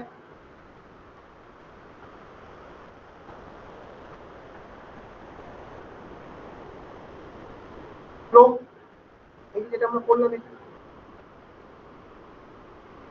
এই যে ক্রোম, এই ক্রোমটা হচ্ছে এখানে এই যে ব্ল্যাক কালার, তাহলে ব্ল্যাক কালারের পোর্শন হচ্ছে ক্রোম, ওই যে বললাম ওপেক পোর্শন অফ ক্রোম। আর এই যে ট্রান্সপারেন্ট পোর্শনটা, এই ট্রান্সপারেন্ট পোর্শনটা হচ্ছে বেসিক্যালি এই যে গ্লাস বা কোয়ার্টজ যাই বলো, আর তার উপরে পেলিকেলটা আছে, সেটাকে দেখতে এরকম, এটা একটা কমপ্লিট ইউনিট হয়ে গেছে, ঠিক আছে। এইটা হচ্ছে তোমার ফটোমাস্ক। এই ফটোমাস্কটা আমরা এখানে ডাইরেক্ট দেখেছিলাম, আজকে আমরা দেখলাম যে how to realize this photomask manufacture. Basically সেই ওয়েফারের মতোই, একই রকম, জাস্ট ওই একটু তোমার সুবিধা, ঠিক আছে। তাহলে ক্রোম ওয়ার্ডটা এখানে ইম্পর্টেন্ট ফটোমাস্কের কনটেক্সটে। ক্রোম মানে হচ্ছে ব্ল্যাক পোর্শন, ওপেক পোর্শন, কোয়ার্টজটা হচ্ছে হোয়াইট পোর্শন, এটা substrate actually, white transparent portion. এই হচ্ছে মোটামুটি, ঠিক আছে। এটা আইদার লেজার দিয়ে লেখা হয় অথবা ইলেকট্রন বিম দিয়ে লেখা হয়, কম্পিউটারে প্রোগ্রাম করা থাকে, সেখান থেকে ইন্টারফেসিং করা হয়, করে সেখান থেকে তোমার ইলেকট্রন বিম। তো ইলেকট্রন বিম, তুমি ইলেকট্রন গান সম্বন্ধে বাকি বল, অলরেডি সিআরও পড়েছো, হ্যাঁ, বা সিআরটি পড়েছো, সিআরটি ক্যাথোড রে টিউব, বা সিআরও ইন জেনারেল তোমরা সিআরও নিয়ে কাজকর্ম করো। তো ইলেকট্রন গান, ইলেকট্রন বিম কিভাবে ডিফ্লেক্টেড হয়, কিভাবে অ্যাক্সেলারেটেড হয়, you know all this mechanisms. তো সেটা ইউজ করা এখানে, সেটা দিয়ে লেখা হয়, অথবা laser. Anyway, the concept is high energetic কোনো পার্টিকেল দিয়ে হিট করতে হবে, যেখানে হিট হবে সেখানে রেজিস্টার প্রপার্টি চেঞ্জ হবে, অ্যাকর্ডিংলি টেস্ট করতে হবে, ঠিক আছে। বোঝা গেল? এটুকু জাস্ট আমার ওই পার্টটা আমি অ্যাড করে দিলাম, তারপরে ঠিক আছে।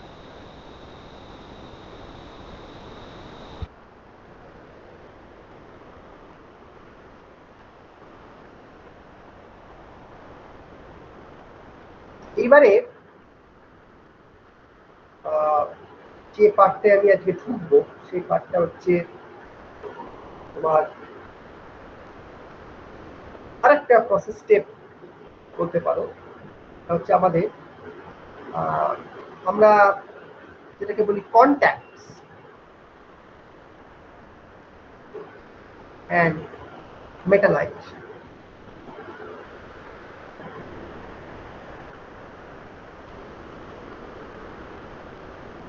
তো কন্ট্যাক্ট ফরমেশন, ঠিক আছে? দেখো তোমরা অলরেডি সেমিকন্ডাক্টর ফিজিক্সের ক্লাসে পড়েছো বা যারা সেমিকন্ডাক্টর ডিভাইসেস ক্লাসে পড়েছো যে আমাদের মেটাল আর সেমিকন্ডাক্টর এর মধ্যে বেসিক্যালি দু ধরনের কন্ট্যাক্ট, তাই তো? মেটাল আর সেমিকন্ডাক্টরের মধ্যে দু ধরনের কন্ট্যাক্ট, একটা হচ্ছে ওহমিক আর একটা তোমরা জানো রেক্টিফায়ার।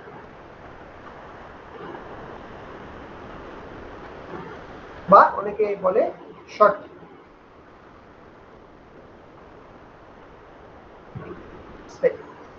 ওকে, নাও এই দু রকম কন্ট্যাক্টই আমরা ইউজ করি obviously depending on the requirement situation। আমরা এখানে যা কিছু করছি সবকিছু in terms of IC integrated circuit বা তার context. Now this metal is necessary or better to say that this contact of metal with semiconductor is necessary to what is it to connect to the external world, or to better to say to the connect the device or the components to the external world or the outside world. ঠিক আছে? It is necessary. Now if it is a ohmic contact, now you know for ohmic contact what is that? What's the name? As the name implies, Ohm's law তোমরা জানো। So basically current should vary linearly with the applied voltage and that should be for the both polarities. আমি যদি perfect ohmic nature বলি, perfect ohmic nature বললে V I হয়, তাহলে আমার যদি আইডিয়াল ওহমিক নেচার মানে কি বোঝাবো বলে বোঝানো উচিত? What it should imply? Ideal ohmic almost like this, ঠিক আছে? ফলোইং দিস অর এইভাবে। বাট আইডিয়াল এটা হয় না, তোমরা জানো প্র্যাকটিক্যালি এরকম হয়। যত স্টিপার হবে স্লোপ তত বেটার, তত less resistance.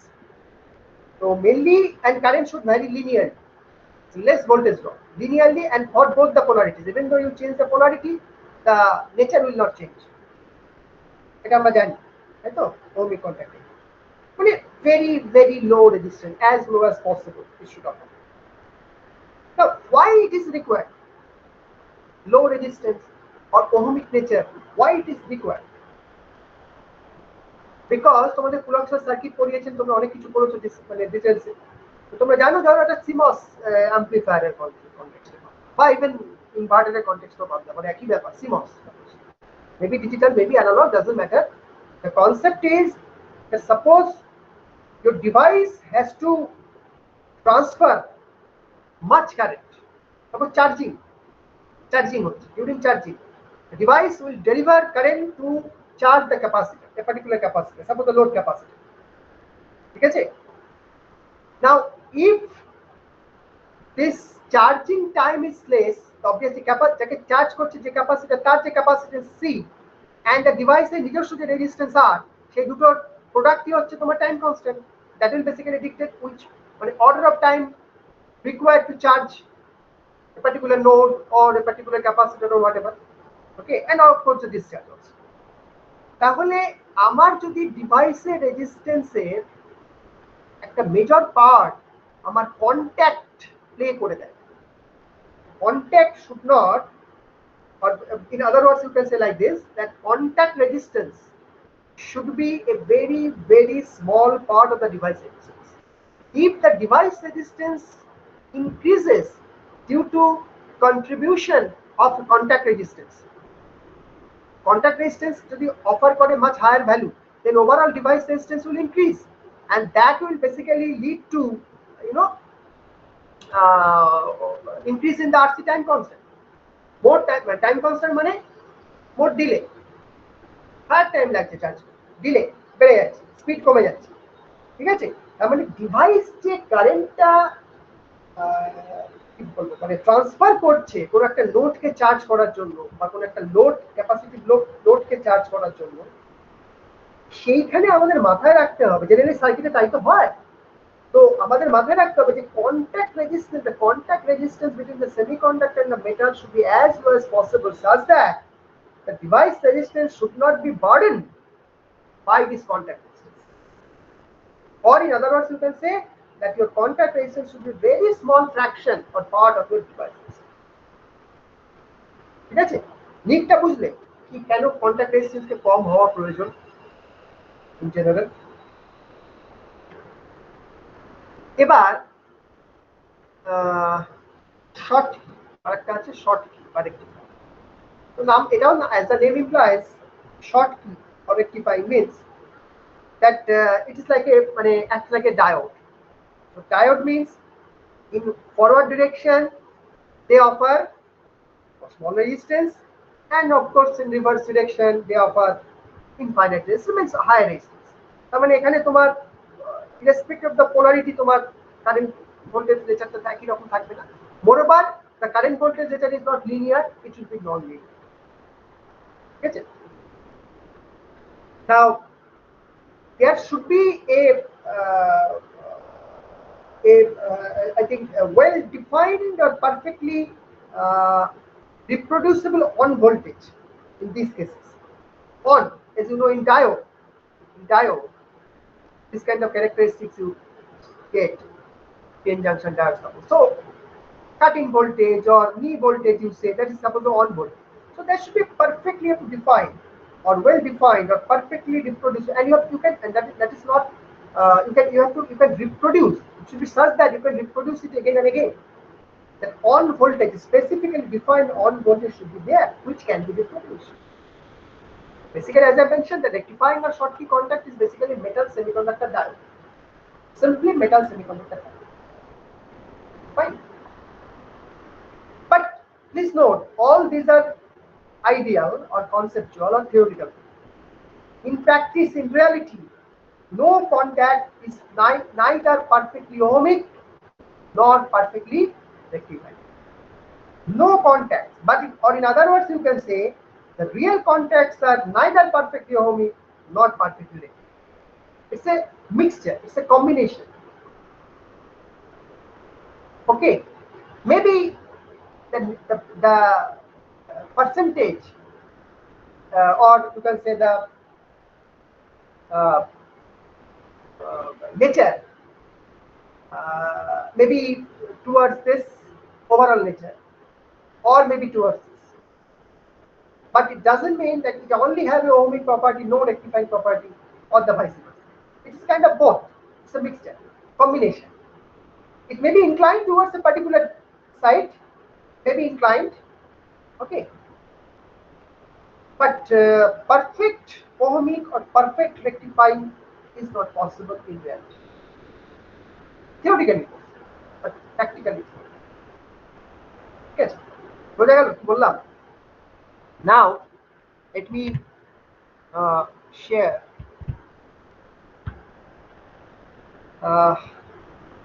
suppose before I share it, this picture, okay, let me mention another point. Suppose I have n-type semiconductor and suppose I have p-type. Two types are possible, extensive. And if it's an n-type semiconductor, then for that, if I use the metal such a way that metal work function is greater than semiconductor work function for n-type, please note, then it is a Schottky diode. That means I should write it like this. This is all. These two together. For n-type, phi n should be greater than phi s. That is, metal work function should be greater than semiconductor work function, and the semiconductor should be n-type. That means you can say like this: for n-type semiconductor, if the metal work function is greater than semiconductor work function, then it should lead to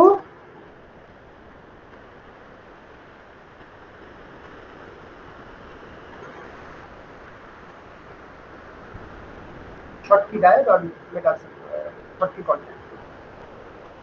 Similarly, for p-type semiconductor, it is observed that if phi m is less than phi s, then this should lead to Schottky. That means for n-type semiconductor, if phi m is less than phi s, it would be ohmic. And again, for p-type semiconductor, if phi m is greater than phi s, it would be ohmic. Sir phi এসটা এখানটায় কি? Oh, phi s not the semiconductor work function. Okay, let me draw it here. Suppose this is vacuum level. Okay. ঠিক আছে, এটা vacuum level হলো, and একটা ছোট করে একটা ছবি এঁকে দিতে হবে। এটা ধরো metal EFM, Fermi level of metal, and this difference is phi m or q phi m, whatever. মানে এটা তো এনার্জি, তো q দিয়ে মাল্টিপ্লাই করলাম। ওকে, and this is metal m, and semiconductor সাইডটা হচ্ছে সেপারেটলি আছে। ঠিক আছে, EC suppose EB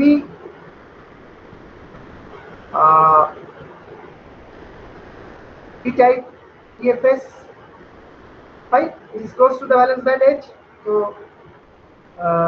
EFS টাকে আমি এর কাছাকাছি আনলাম, and thus this separation, this Fermi level on the vacuum level is called phi s, and you can multiply by q to find out its energy. In terms of energy, you can represent it, and this is the conduction band edge to the vacuum level. This difference, you know, that is represented by chi, and that is called the electron affinity.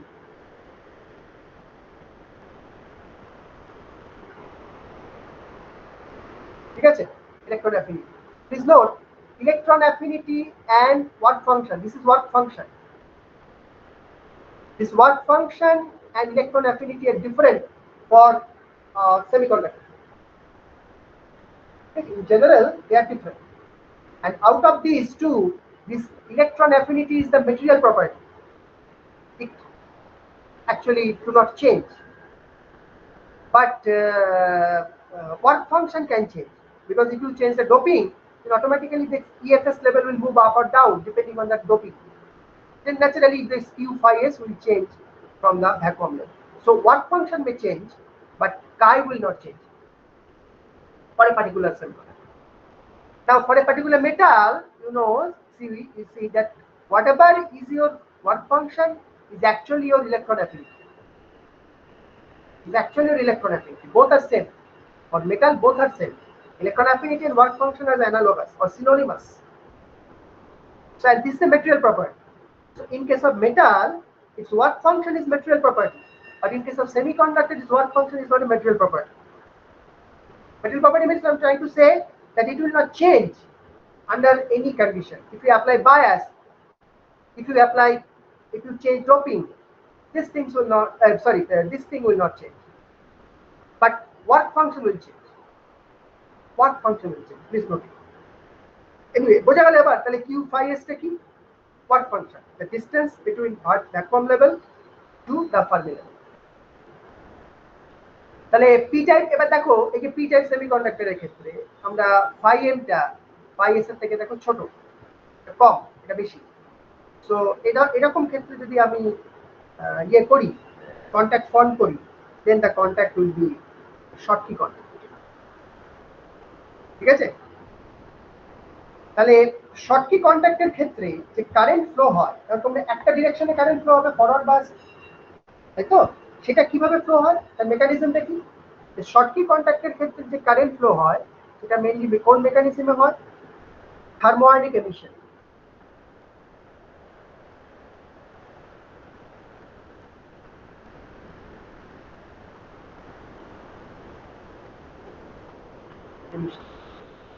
আর ইনজেকশনও বলতে পারো। তার মানে যে career গুলোর বা fraction of career has to surmount the barrier to go to the other side. the barrier height the carriers have to surmount or cross. ঠিক আছে, তাকে করতে হয়, ব্যারিয়ারকে সারমাউন্ট করা বলে, মানে ওভার দ্য ব্যারিয়ার।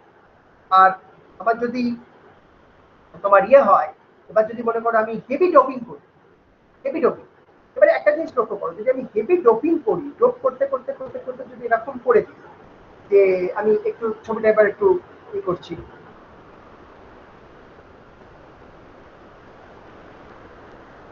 মনে করো আমি ইয়ে বানাতে চাই, তোমার কি বলে মেটাল সেমিকন্ডাক্টর ওহমিক কন্ট্যাক্ট। তো মেটাল সেমিকন্ডাক্টর ওহমিক কন্ট্যাক্ট করতে গেলে আমাকে জেনারেলি যেটা করতে হয়, হেভি ডোপিং করতে হয়।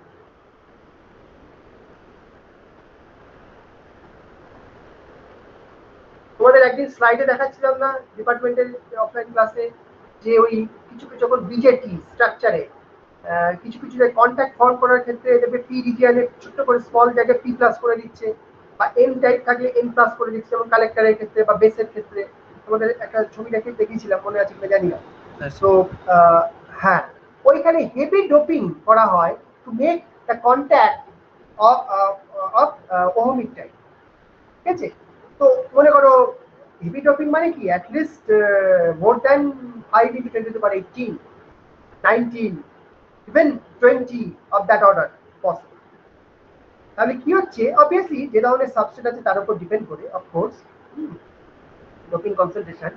তা এর ফলে কি হয়, যে হেভিলি ডোপ হওয়ার জন্য, if the semiconductor is heavily doped, then whenever the depletion layer will be formed in the semiconductor region, that depletion layer will be very thin because it's heavily doping. এই যে thin depression layer হওয়ার জন্য career, যেটা আমি short কি contact এক্ষুনি কি বললাম, carrier has to surmount the barrier, ব্যারিয়ারকে সারমাউন্ট করতে হবে, ক্রস করতে হবে, লাইক দিস, এইভাবে। But here in case of it is a heavy doping, in case of ohmic contact, the carriers do not need to surmount the barrier. What it will do, let me draw a typical figure.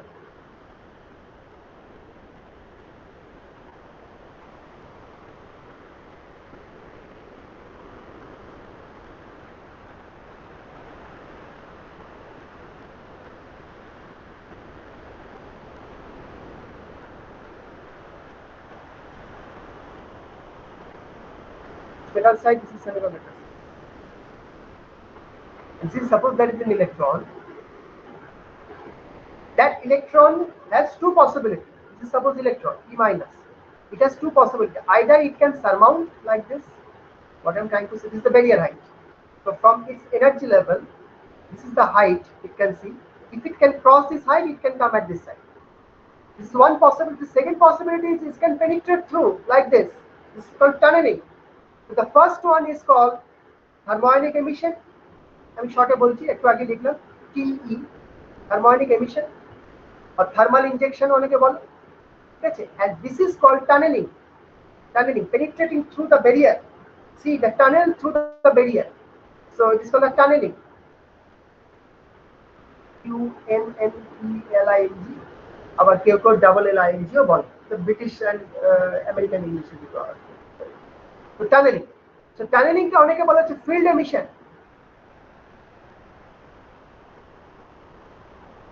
Field emission, একই নাম সব, এই sorry বিভিন্ন নাম একই জিনিসের, field emission, field emission বা tunneling. তো টানেলিং এ তাহলে কি হলো, দেখো এখানে এই যে depletion width is so thin that electron can even কি বলে tunnel through the barrier rather than কি বলবো তোমার crossing or surmounting it over the barrier. It can go to the other side, from one side to the other side, just tunneling or penetrating through the barrier, rather than be limited by the thermionic emission over the barrier. So that is possible. And this, হ্যাঁ বলো। Sir বলছি tunnelling এর জন্য কি আমার মানে extra field provide করতে হবে? ফিল্ড তো তোমাকে প্রোভাইড করতেই হবে, কারণ তোমার ক্যারিয়ার তো এমনি এমনি যাবে না, ক্যারিয়ারকে যেতে গেলে তোমাকে তো ফিল্ড তো দিতেই হবে, পোটেনশিয়ালটা অ্যাপ্লাই করতেই হবে। তুমি আইদার ফরওয়ার্ড বায়াস করবে বা রিভার্স বায়াস করবে, ঠিক আছে। তুমি ফরওয়ার্ডই করো রিভার্সই করো, তোমার তো ইলেকট্রিক ফিল্ড রয়েছে সেখানে, বুঝতে পেরেছো? সো টানেলিং এর জন্য তোমাকে ফিল্ড অ্যাপ্লাই করতেই হবে, আদারওয়াইজ টানেলিং হবে না। কিন্তু হ্যাঁ, তুমি যেটা বলছো, আর যদি থার্মোনিক এমিশন হয় তাহলে কিন্তু ফিল্ড অ্যাপ্লাই না করলেও যেতে পারে, just for the temperature effect. Even though you don't have any field externally, it can surmount, it is possible. যেটা হয় তোমার মসফেটে, যার জন্য তুমি লিকেজ কারেন্টটা যে জন্য পাও, তোমার মনে করো ড্রেনে কোনো ফিল্ড নেই বা খুব low field, very low field, still you get some current না, লিকেজ কারেন্ট যেটাকে আমরা বলি, সেটা কোথা থেকে আসে? যেটা আসে কিন্তু ওই ডিফিউশন, ওই থার্মোনিক এমিশন। হ্যাঁ, ওই এটা পসিবল। কিন্তু টানেলিং হতে গেলে you have to apply field, তোমাকে ফিল্ড অ্যাপ্লাই করতে, ওই জন্য এটার নামই হচ্ছে ফিল্ড এমিশন। আর ওটা হচ্ছে থার্মোনিক এমিশন। লক্ষ্য করে দেখো টার্মটা থার্মোনিক, থার্মো, ওর মধ্যে কি আছে? Temperature, KT by Q factor আছে এখানে, কেটি বাই কিউ, এর মধ্যে KT depends on the KT by Q factor. দেখো এখানে টেম্পারেচার আছে। So due to temperature effect it can cross. হ্যাঁ, ফিল্ড দিয়েও ক্রস করা যায়, কিন্তু টেম্পারেচারের জন্য ক্রস করতে, মানে যেটা থার্মাল বলছি, ওভার দ্য ব্যারিয়ার। আর যেটা থ্রু দ্য ব্যারিয়ার, সেটার ক্ষেত্রে কিন্তু তোমাকে টেম্পারেচার এফেক্ট একটু হবে না। সেক্ষেত্রে তোমাকে যেটা করতে হবে, ফিল্ড অ্যাপ্লাই করতে হবে, and that due to the application of field it can penetrate. But সেখানে আরেকটা কন্ডিশনও হচ্ছে যে এই ব্যারিয়ার উইথটা খুব ছোট হতে হবে, স্মল হতে হবে। মানে ইলেকট্রনের যে ওয়েভ ফাংশন, ইলেকট্রন যে ওয়েভ, ডি ব্রগলি ওয়েভলেন্থ যে ইলেকট্রনের, তার থেকে বা তার অর্ডারে হতে হবে অ্যাটলিস্ট, আদারওয়াইজ তো ইলেকট্রন যেতে পারবে না। বোঝা গেল? হ্যাঁ স্যার। আচ্ছা, এবারে এই মোটামুটি যেটুকু আমরা ডিসকাস করলাম, এর উপর বেস করে আগে আমরা একটা ছোট্ট ছবি দেখাই, তারপরে আবার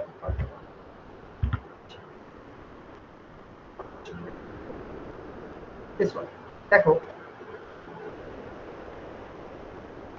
দেখা যাচ্ছে? হ্যাঁ স্যার। ওকে, দেখো দুটো পার্ট আছে আমার এখানে। আমি তোমাদের এটা যাদের সুবিধা হয়, ফর মানে সেক অফ কি বলবো, ইজি আন্ডারস্ট্যান্ডিং, একটা table I am going to share a table with you. N type semiconductor, P type semiconductor. There are two types of contacts. Blocking মানে হচ্ছে শর্ট বা রেকটিফাই, ব্লকিং আর ওহমিক। ব্লকিং বলা আছে, ওটা আর একটা নাম। This is under thermal equilibrium condition. ঠিক আছে, থার্মাল ইকুইলিব্রিয়াম কন্ডিশনে যে ব্যান্ড ডায়াগ্রাম দেখো, ফর এন টাইপ, এন টাইপের ক্ষেত্রে আমি একটু আগে কি বললাম, phi m should be greater than phi s। দেখো মিলছে, N type semiconductor phi m greater than phi s যদি হয়, তাহলে it should be short key।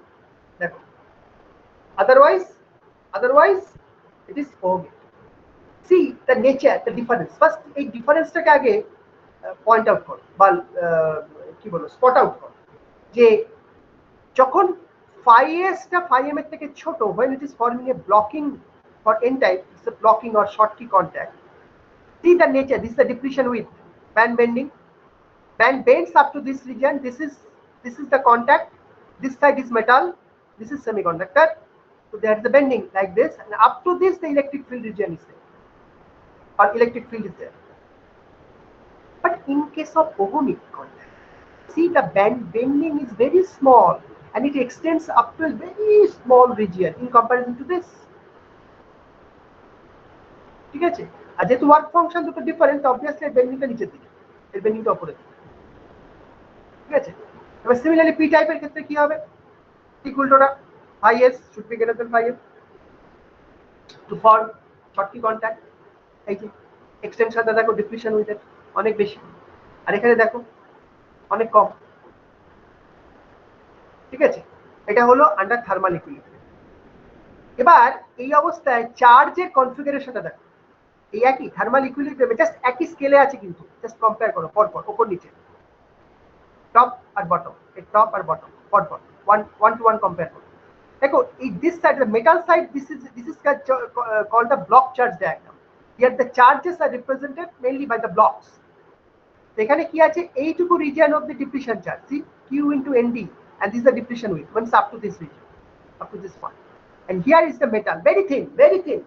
You know, in the metal the charge deposited over a very thin layer, a few angstrom, maybe its spatial extent, or thickness or width, whatever you say. Here, in this case, this is the charge in the metal side, and see this is the extra electron here. See here, band bends, conduction band bends towards the Fermi level. It is already n type, but as the band bends towards the Fermi level, that means more electron at the surface. See, this is the extra electron, and this is also extended over a very small region, thin. This is also very thin. See, look at the extension of the band bending, very small region, unlike this, right? এটা গেল। Similar ঠিক একই রকম জিনিস এর ক্ষেত্রে হবে, এখানে জাস্ট চার্জটা উল্টো হবে, এদিকে পজিটিভ হবে, এদিকে নেগেটিভ হবে, বিকজ এটা হচ্ছে পি টাইপ। তো পি টাইপের ক্ষেত্রে অ্যাকসেপ্টার, আর এন টাইপের ক্ষেত্রে হচ্ছে আমার ডিপ্লিশন চার্জ মানে ডোনার। ঠিক আছে, এটা হলো। আবার এখানে আবার এক্সট্রা হোল হবে, যেহেতু এটা পি টাইপ, সো এখানে valence band bends towards the Fermi level, that means it is more p type at the surface, so this is the extra force, ঠিক আছে। and this is the electric field, again its corresponding electric field. মেটালে যেহেতু চার্জের এক্সটেনশনটা very small, almost negligible, যেটা বললাম a few angstrom order, so almost দেখো প্রায় vertically fall করে গেছে, almost abrupt fall, almost, not ideally but almost, but এখানে it will extend up to the depletion, because তোমরা জানো যে electric field extends up to the depression, যতটুকু রিজনে ডিপ্রেশন উইথ ততটুকু রিজনে electric field, so electric field extends up to this. In case of ohmic contact, it basically, see, charge distribution is like this, so electric field distribution is also like this. This is non-linear, this is linear. Also there is a point to note actually, fine. Here also same thing, electric field. Okay, here it is negative, here it is positive, because it is negative charge, it is positive charge. And here also again the electric field limited within a very small region, xt prime, and this is due to the excess hole, this is due to the excess electron, ঠিক আছে। এটা হলো electric field. In all these are under equilibrium condition, thermal equilibrium. Now you are applying now you are applying bias. First one, this row indicates the band diagram, corresponding band diagrams, as you can understand, under forward bias band diagram. তো forward বায়াসে কি হচ্ছে, যখন তুমি forward bias মানে কি, এটা P type, এটা metal, তো what is the meaning of forward bias? Forward bias মানে কি, এটা মেটাল, এটা সরি, এটা P type, I am sorry N type semiconductor, this is metal, so what is the meaning of forward bias? Applied voltage semiconductor with respect to metal বলতে পারো, বা metal with respect to semiconductor বলতে পারো, একই ব্যাপার, যেভাবে তুমি বলো। কি হবে ফরওয়ার্ড বায়াস মানে কি, মেটালের রেসপেক্টে এন টাইপে কি দেবে, বেশি পজিটিভ দেবে না বেশি নেগেটিভ?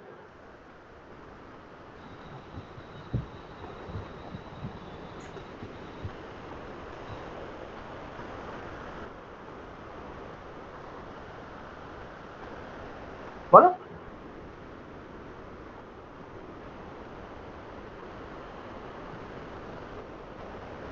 মেটালের রেসপেক্টে এন টাইপে তুমি বেশি পজিটিভ ভোল্টেজ দেবে না নেগেটিভ ভোল্টেজ দেবে ফরওয়ার্ড বায়াস?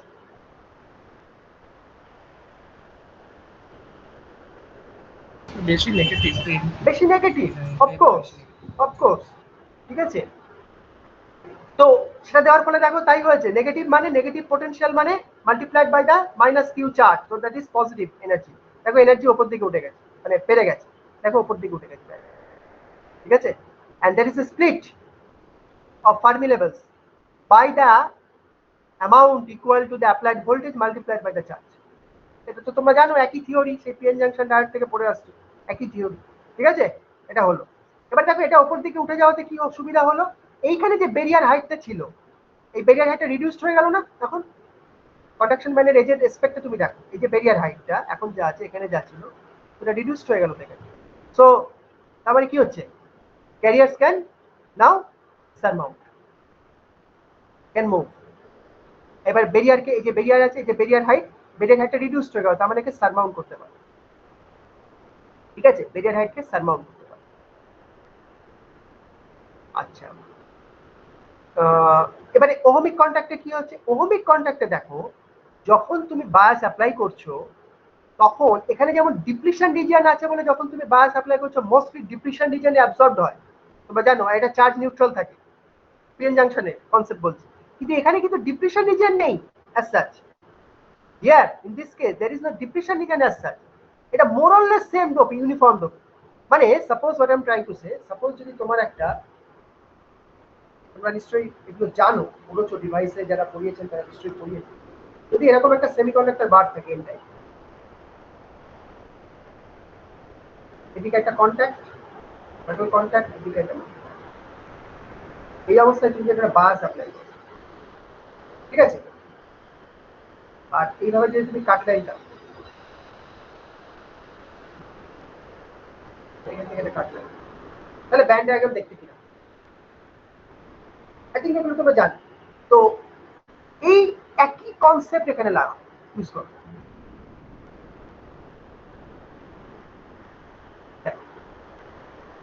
লিনিয়ার ওহমস লতে কি হয়, বিকজ ফাইয়ার যেমন তোমরা দেখো, যে আমরা তুমি ব্যান্ড ডায়াগ্রাম দেখো, ওই যে এন স্ল্যাবটা দেখালাম, যে এন টাইপ স্ল্যাব সেমিকন্ডাক্টর, তো পুরো রিজিয়নটা তুমি লিনিয়ারলি ভ্যারি করে যাবে। দেখো সেখানে তাই হচ্ছে, অলমোস্ট লিনিয়ারলি ভ্যারি হচ্ছে। And Fermi level also incline. Fermi level কিন্তু ফ্ল্যাট নেই, এখানে একটা ফ্ল্যাট আছে, এখানে একটা ইনক্লাইন হয়ে গেছে। কেন? বিকজ ফার্মি লেভেল যদি এখানে ফ্ল্যাট থাকতো তাহলে তোমার কন্ডাকশন ব্যান্ডেজ থেকে ফার্মি লেভেলের ডিস্টেন্স চেঞ্জ হয়ে যেত। That indicates different regions having different doping. No, that is not true. Doping টা চেঞ্জ হয়ে যায়। Doping is throughout uniform, almost. The doping remains same as it is or as it was in this case. So doping কে যদি এক রাখতে হয় তোমার Fermi লেভেলকে bend হতে হবে। And of course Fermi level bend হওয়ার একটা কারণ হচ্ছে এখানে কারেন্ট ফ্লো হবে। কারেন্ট ফ্লো হবে, দেখো এখানে কোনো হাইট নেই, সিম্পল একদম একদম ফ্ল্যাট কারেন্ট ফ্লো হয়ে যাবে। ঠিক আছে, এটা গেল ওহমিক নেচার। কি ইন্টারেস্টিং দেখো, একদম পারফেক্ট ওহমস লতে যেরকম হয় একটা রেজিস্টার বা একটা কন্ডাক্টরকে তুমি যদি, যেটা আমি একটু আগে আঁকলাম ছবিতে, ওটা যদি তুমি কাটো, কাট লাইন করো হরাইজন্টালি, ঠিক যেরকম ব্যান্ড ডায়াগ্রাম পাও এক্স্যাক্টলি তাই পাচ্ছ। এই জন্য ওহমিক বলে। সিমিলারলি এবার দেখো পি টাইপের ক্ষেত্রে উল্টো হবে। পি টাইপের ক্ষেত্রে তুমি যদি ফরওয়ার্ড বায়াস দাও, তো পি টাইপের মানে হচ্ছে মোর পজিটিভ, তো এটাকে আরেকটু সাপ্রেসড অর পুশ ডাউনওয়ার্ডস, ফলে ব্যারিয়ার হাইট এখানে রিডিউসড হয়ে গেল অ্যান্ড অটোমেটিক্যালি এর রেসপেক্ট একটু নেমে গেল। এখানে এফ এম ইনিশিয়ালি ছিল, এখান থেকে এটা নিচের দিকে নেমে গেল। অ্যান্ড নাও ফ্রম হিয়ার এখানে তুমি কি দিচ্ছ, positive, so electron can surmount easily. এখানে কি হচ্ছে, ব্যারিয়ার হাইটটা অনেকটা বেশি ছিল, এতটা ব্যারিয়ার হাইট ছিল, electron to surmount. Here the barrier height reduces, so electron can easily surmount and go to that side. ঠিক আছে, আর এখানে আবার কি, এখানে আবার ঠিক উল্টো, ঠিক এই জিনিসটাই ঠিক রিভার্স হয়ে যায়, উল্টো দিকে বেন্ড হয়ে যায়। ওকে, সো সি এগেইন এ লিনিয়ারলি ভ্যারি থ্রুআউট, কোথাও কিন্তু কোনো ফ্ল্যাট কনস্ট্যান্ট নেই, সব জায়গায় লিনিয়ারলি ভ্যারি। মানে বেসিক্যালি যে পোটেনশিয়ালে তুমি অ্যাপ্লাই করছো সেটা ইউনিফর্মলি ডিস্ট্রিবিউটেড। লিনিয়ারলি ভ্যারি করছে মানে কি, পোটেনশিয়ালটা ইউনিফর্ম। আর এখানে এই কেসগুলোতে কি হচ্ছে, পোটেনশিয়ালটা যেটা অ্যাপ্লাই করছো সেটা মেইনলি ড্রপ খাচ্ছে এখানে, এখানে ডিপ্লিশন লেয়ার আছে, এখানে তো কোনো ডিপ্লিশন লেয়ার নেই, তো থ্রুআউট ড্রপ খাচ্ছে। কোনো একটা রিজনে বেশি, কোনো রিজনে একদম ড্রপ খাচ্ছে না তা নয়। এখানে যেমন কি হচ্ছে, ওহমিক বা ব্লকিং এখানে কোনো ড্রপ খাচ্ছে না, এটা ফ্ল্যাট আছে। কারণ পোটেনশিয়াল ড্রপ খেলে তো ইলেকট্রিক ফিল্ড হবে, ইলেকট্রিক ফিল্ড হলে ব্যান্ড বেন্ড হবে। এখানে ইলেকট্রিক ফিল্ড থ্রুআউট, এখানে কিন্তু ইলেকট্রিক ফিল্ড শুধু কনফাইন্ড হয়ে যাচ্ছে। এখানে সব জায়গায় পোটেনশিয়াল ড্রপ খাচ্ছে, সেজন্য ব্যান্ডটা পুরোটা লিনিয়ারলি বেন্ড হয়েছে। এখানে কোথাও জাস্ট এইটুকুর মধ্যে কনফাইন্ড থাকছে।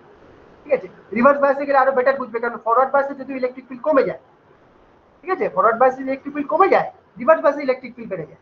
তো রিভার্স বায়াস যখন দিচ্ছ তখন দেখো জিনিসটা আরেকটু ক্লিয়ার হবে তোমাদের কাছে। দেখো আরো এবার কি হচ্ছে, রিভার্স বায়াস মানে মোর তোমার পজিটিভ, এখানে পজিটিভ বায়াস অ্যাপ্লাই করছো এন টাইপে, তাহলে পজিটিভ মানে you are pushing it downwards, দেখো আরো পুশ করে দিই, more depression and barrier height কত বেড়ে গেছে এর respect, so barrier height increases. But in this case, see, it bends in opposite direction. It bends in opposite direction. But still, no problem. There will be current. There will be current. N type, reverse bias, applying positive bias, so electron can easily flow. Fine. Here, it's a P type. So again, this P type you are applying negative. So this will push upward. This portion will be pushed upward. Okay. So this kind of shape you can expect. Barrier height increases. Here, just is opposite, bending in opposite direction. Like this. একটু বেশি bending এখানে হবে because এটা reverse bias, এর রেসপেক্টে একটু ভালো করে লক্ষ্য করো, ইট ইজ সাটল ডিফারেন্স, এখানে একটু বেন্ডিংটা বেশি আছে এর রেসপেক্টে, আর এটা রিভার্স বায়াস, এটাও reverse bias. Still it is retaining, it can retain the ohmic nature, একমাত্র at the very close region or at the very proximity of the interface ছাড়া, other than that everywhere it is linearly varying.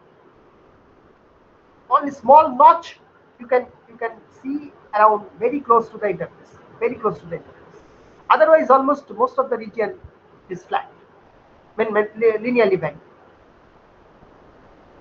So it's an ohmic nature. ঠিক আছে, বোঝা গেল? Understanding ঠিক আছে? এবার দেখো ohmic শর্ট কি কিরকম হয়, বায়াস অ্যাপ্লাই করলে ফরওয়ার্ড রিভার্স ইত্যাদি ইত্যাদি, থার্মাল ইকুইলিব্রিয়াম, পট ফাংশনের সঙ্গে রিলেশন। আচ্ছা বাই দ্য ওয়ে, এটা তোমরা জানতে তো না, আমি এটা রিপিট করে ফেললাম, আমার খেয়াল ছিল না। হ্যাঁ স্যার এটা জানি। হ্যাঁ এটা তোমরা জানতে, আর তার বলবে তো যে স্যার আমরা এটা জানি, আমি এতক্ষণ ধরে এটা বকে যাচ্ছি। এটা এনিওয়ে আমার খেয়াল ছিল না, আমার এখন মনে হচ্ছে। আচ্ছা যাই, ঠিক আছে। আচ্ছা তো এবারে হ্যাঁ ওরই কনটেক্সটে এবারে কন্টিনিউ করি, আমরা যে টপিকটা দিয়ে ডিসকাস করছিলাম সেটা হচ্ছে, আচ্ছা আমাদের একটা কথা মাথায় রাখবে, আমাদের যে সিলিকন, আমরা তো ভিএলএস, আবার বলছি আইসি কনটেক্সটে বা ভিএলএসআর কনটেক্সটে আমরা যদি কথা বলি, ইন দ্যাট কেস আমাদের যে সিলিকন ওহমিক কন্ট্যাক্ট আমরা বেসিক্যালি ফর্ম করতে চাই, এটার ক্ষেত্রে ইউজ করা হয় অ্যালুমিনিয়াম বা অ্যালুমিনিয়াম, মোস্টলি কেউ অ্যালুমিনিয়াম বলে, কেউ অ্যালুমিনিয়াম বলে, একই। তো সিলিকনের ক্ষেত্রে আমরা যদি ওহমিক কন্ট্যাক্ট ফর্ম করতে চাই তাহলে মোস্টলি আমরা অ্যালুমিনিয়ামটা ইউজ করি। Now অ্যালুমিনিয়ামের যে property, that property or from the property of the aluminum, experimentalists have found out that it can readily react with the SiO2 and can form a thin layer of Al2O3. After reacting with the SiO2, aluminum is, because SiO2 is the native oxide of silicon, you know that. So always on the surface, a few angstrom or few nanometer SiO2 you can always expect. So whenever you deposit aluminum, there is an SiO2 layer, native oxide, and aluminum react with SiO2 and it can form a thin layer of Al2O3. See, now this Al2O3 basically promotes addition between SiO2 and aluminum. Okay, and this is you can say that this is the reason by which, or better to say for which, a ohmic contact is formed between silicon and now আমরা যদি একটা ছবি picture আঁকার বা একটা figure আঁকার চেষ্টা করি, যে যখন কন্ট্যাক্টটা ফর্ম হয় এক্স্যাক্টলি ভেতরে কিরকম ধরনের ঘটনাটা ঘটে, ঠিক আছে, সেটা আগে আমরা একটু দেখার চেষ্টা করি। ধরো আমাদের বারবারই বলছি, our objective is to provide a low resistance contact between silicon and the metal, and metal means here aluminum. I'm concerned with the aluminum. Okay. Now, so that means in terms of process technology, I have to deposit aluminum on the silicon. On the silicon, as I mentioned, on the silicon there would be always some some very thin layer of native oxide SiO2. Okay, and what people do after depositing the aluminum, they basically go for a, as a last step, they basically go for a low temperature of the order of 450 degrees centigrade or so, annealing, ANN, annealing or sinter. অনেকে sintering বলে বা Sinter বলে, অনেকে অ্যানিল বলে, অ্যানিল বলে, একই এ double N আছে, anneal, A double N E anneal, annealing or sintering. ঠিক আছে, এই লো টেম্পারেচারে অ্যানিলিং বা সিন্টারিং এই প্রসেসটা কিন্তু করা হয়। Now what happens that as aluminum reduces the native oxide, it breaks it up and then it diffuses to the oxygen atom back into the bulk of the aluminum. So what I'm trying to say is, suppose means actually in SiO2 you have silicon and oxygen. You have silicon and oxygen. Now when it breaks up, when aluminum reduces native oxide and breaks it up, what happens that oxygen atom basically diffuse to the bulk of aluminum, and when the oxygen moves, then aluminum in opposite direction diffuses or moves to the metal semiconductor interface. This is okay. Let me draw figure.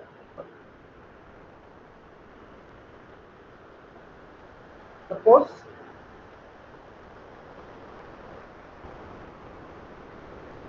hello.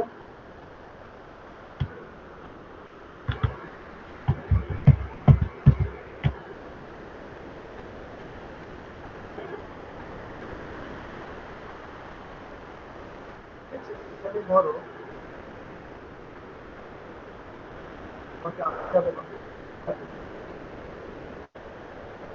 আশাপাশি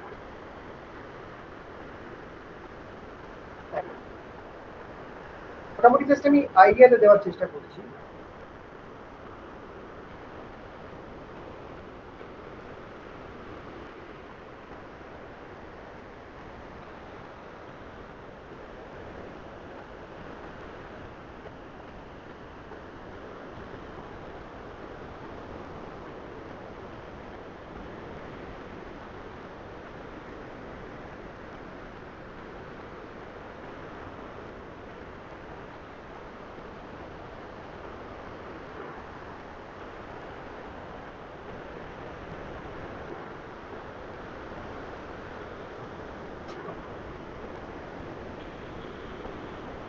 এই জিনিসটা এখানে repeat হবে,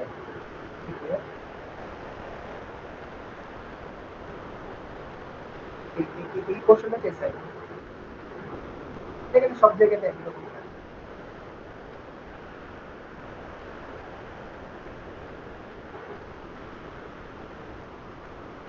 Then here also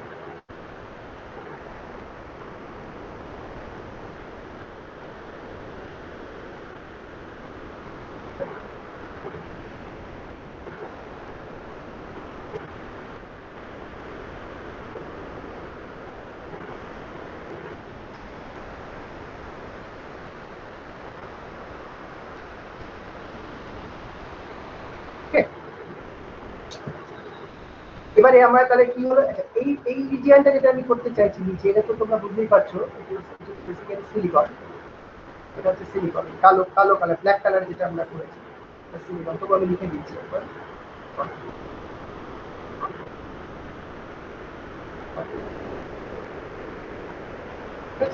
এটা হলো SiO2, আর এখানে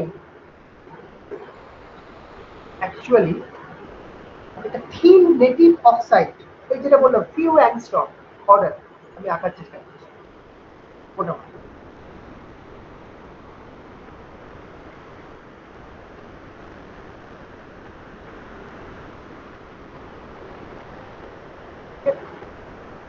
এই জিনিসটা এখানে এগুলো সব আইডেন্টিক্যাল ফিগার অ্যাকচুয়ালি, হ্যাঁ আমার হাতের আঁকার জন্য এরকম হয়ে যাচ্ছে, but all this figure should identical. Different কেসে আমি দেখাবো এরকম। এই যেটা আঁকলাম এটাই এটাই এটাই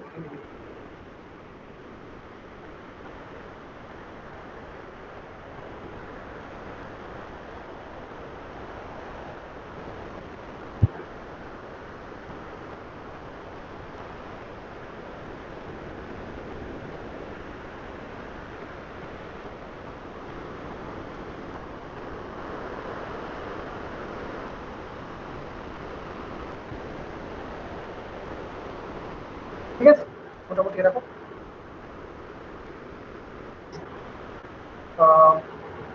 এখানে এই যে পয়েন্টগুলো, এই যে ধরো এটা এটা বেসিক্যালি যে স্মল পোর্শনটা রেড কালারের যেটা এরকম লিখেছি, এটা হচ্ছে native oxide. Native oxide that is also SiO2 of the order of a few x, ঠিক আছে, a few x।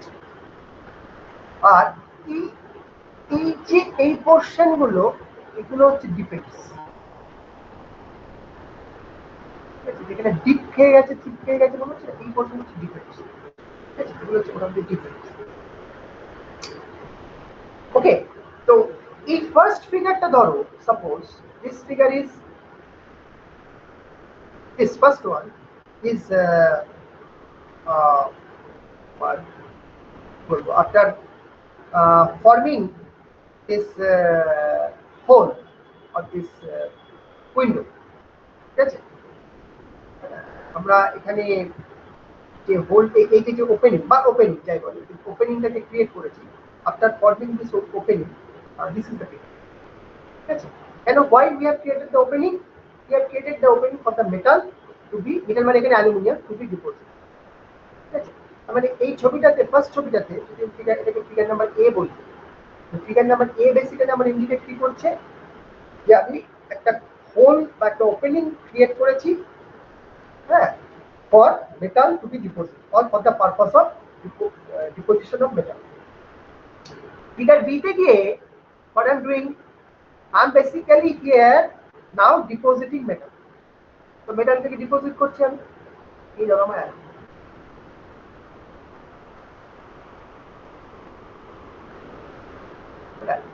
here, okay, this is metal deposition, aluminum metal deposition হলো ডিপোজিশন।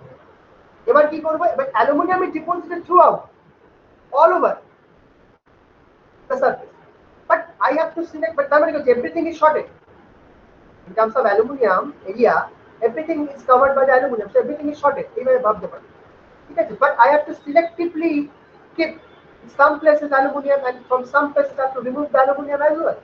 তার মানে আমাকে কি করতে হবে, সিলেক্টিভ এচিং করতে হবে, অ্যালুমিনিয়ামকে এচ করতে হবে, তাই তো।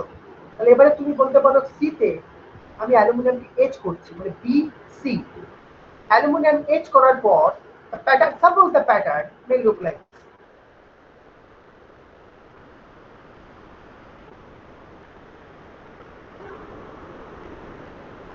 ধরো এই পোর্শন থেকে কেটে বাদ দিয়ে এবার এটা হলো কিছুটা এক্সটেন্ড হয়ে এখানে গিয়ে আবার মনে করো, ঠিক আছে, এরকম নয় আফটার এচিং, এটা হচ্ছে এচ বা প্যাটার্নিং, ঠিক আছে। মেটা আফটার, এটা হচ্ছে মেটাল ডিপোজিশন, এটা হচ্ছে মেটাল ডিপোজিশনের পরে প্যাটার্নিং পরে এচিং,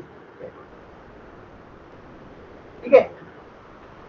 এবার যে কথাটা ভালো করে বোঝো, যেখানে যে পয়েন্ট আমি এখানে মেনশন করতে চাইছিলাম, যে আমি যখন সিন্টার, মানে while I am going for the sinter step, মানে অ্যানিলিং, ওই লেখা আছে দেখো at 450 ডিগ্রি সেন্টিগ্রেড টিপিক্যাল, ওকে, কেন করতে চাইছি, two obtain A low resistance contact.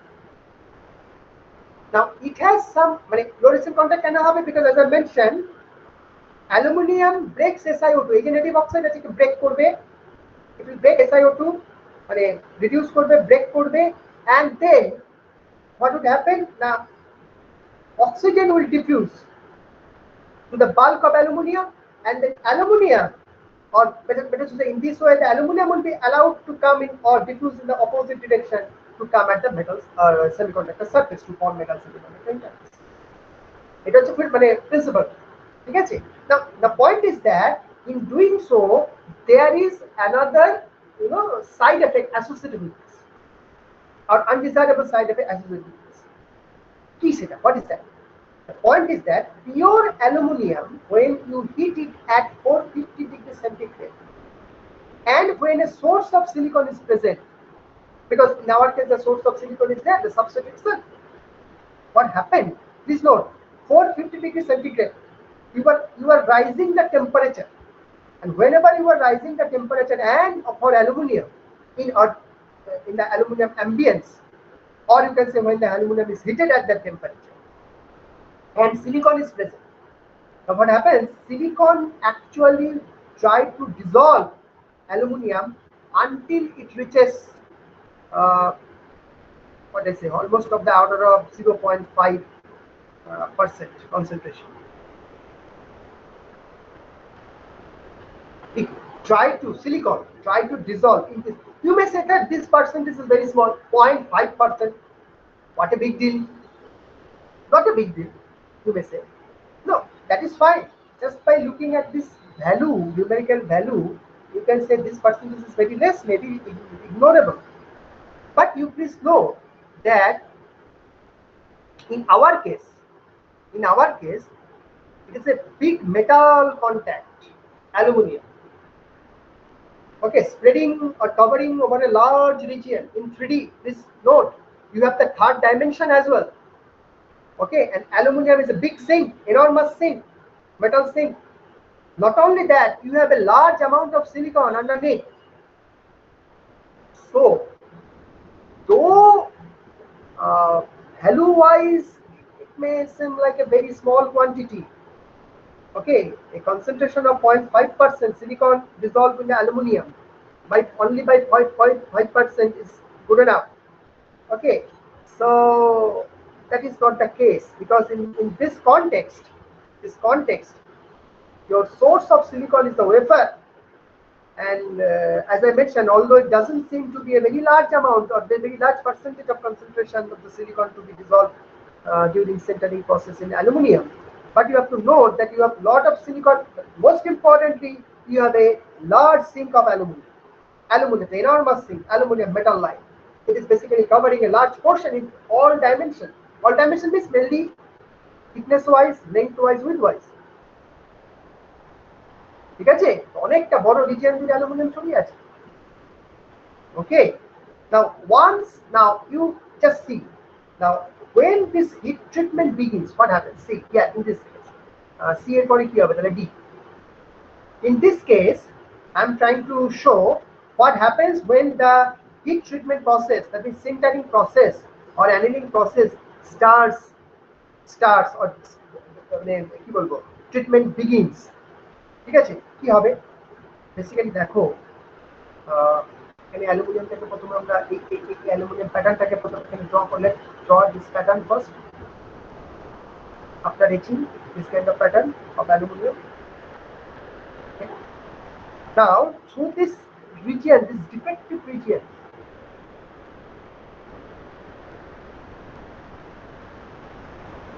silicon,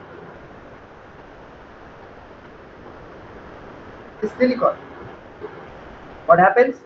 Silicon will try to diffuse. Okay, silicon will try to diffuse from this defect, and it will diffuse through this aluminium, or better to say the grain boundaries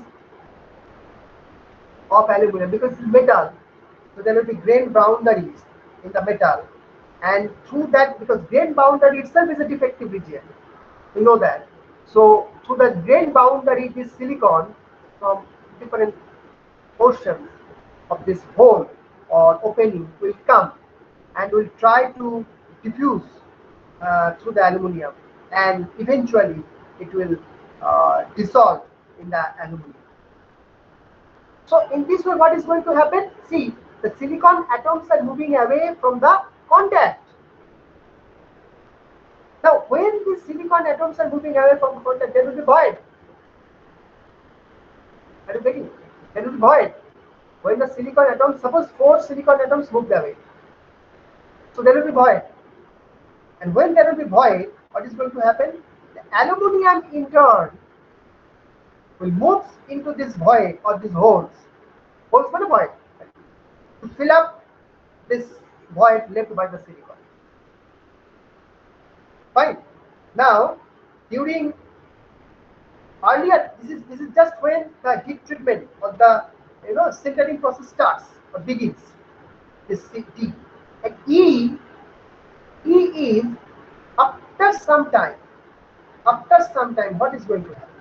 After some time, you see some, because as silicon starts moving away from the surface of the interface, some void will be created. Some void will be created. Fine. Some void will be created. These are the void. These are the voids. So you can say this is voids of all this of silicon. That is devoid of silicon atom. Right? And yeah.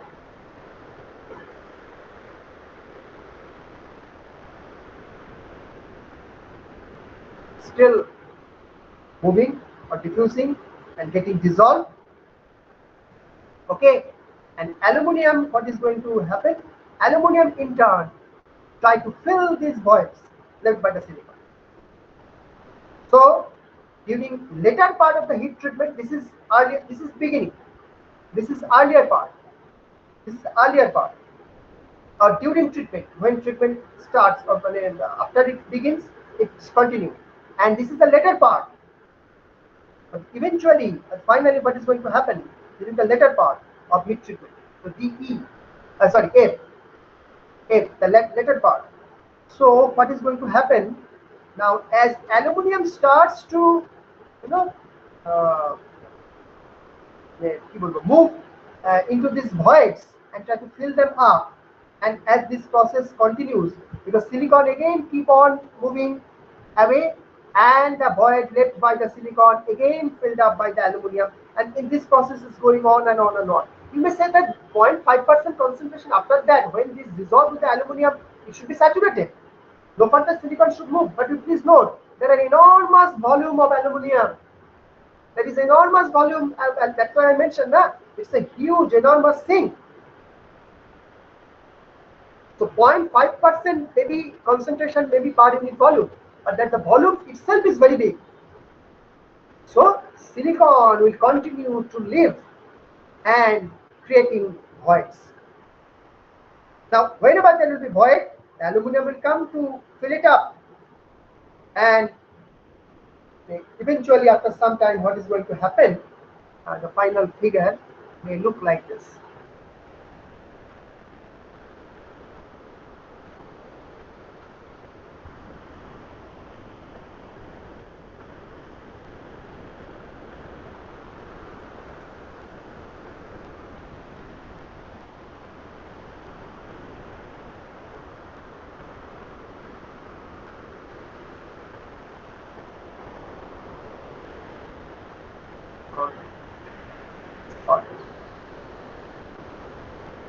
Surface structure will change.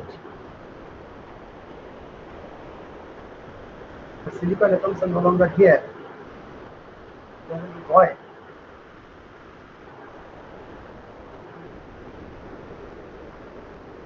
There is something else. Okay. Till silicon starts from given lower portion, silicon atom starts diffusing and okay. And this aluminium will penetrate. Aluminium will penetrate and come into the wafer, and it can penetrate deeper. As silicons are moving, the aluminiums are coming and covering it or filling it up. So the aluminium moves deeper. See, from the surface level, initial surface level, aluminium moves deeper. So this is called spike. This is the spikes. Or this phenomenon is called spiking. Spiking. Now the spikes of aluminium can penetrate into the wafer deeper. But it can go up to a depth of 1 micron even. Can you imagine? 1 micron depth from this surface. Level up to 1 micron it can go, more or less. And if there is any more defects in particular direction, this spiking or this penetration of aluminium will be, what I say, aided. This process of penetration is basically being aided by the presence of defect. Is assisted actually. The defects actually help the aluminium to penetrate even further. So along that direction, it moves even far, even more, up to a even much more deeper. It can penetrate into the wafer. Now, what is the problem? This is the phenomenon that I discussed. Okay, the or issue, or you can say the side effect, undesirable side effect. But in terms of our device or the VLSI devices, what may happen? Understood? First, you understood the phenomenon. গল্পটা বোঝা গেল? ঘটনাটা কি বললাম? যে aluminium silicon কন্ট্যাক্টের যে form করে যখন, তখন কিভাবে অ্যালুমিনিয়াম স্পাইকিং হয় এবং সেটা পেনিট্রেট করে ওয়েফারের মধ্যে, এটা বোঝা গেল। এবারে এই ঘটনাটা যদি এবারে মনে করো আমাদের প্র্যাকটিক্যাল, যে আমাদের যে স্ট্রাকচার, সাপোজ মনে করো মসফেটে যদি এটা এরকম হয় স্পাইকিং, তাহলে কি হবে? মসফেটে যদি স্পাইকিং হয়, তো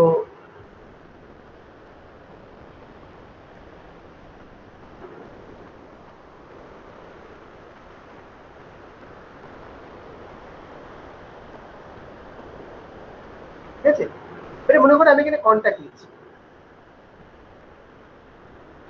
সাপোজ আমার এখানে তো ফার্স্ট অফ অল মেটাল এরকম ধরনের মনে করো ফিল্ড অক্সাইড, এইখানটা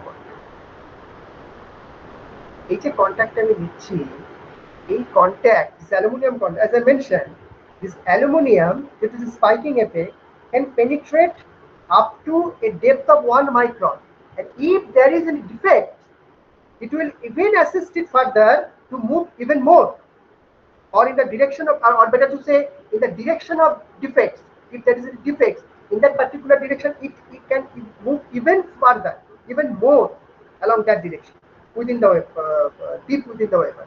Now, in this way, it can easily come here. It can find a path to come here. So what is going to happen in this way? Now, as a result of this pipe, which basically penetrates the electricity, this is the junction depth.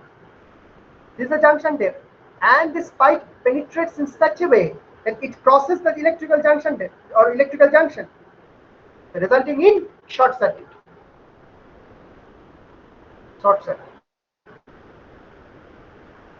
হলো short circuit হয়ে যাবে। তাহলে এখনকার দিনের device, now from present day, the junction depth is even smaller, so there will be short circuit. So this drain and this bulb gets shorted.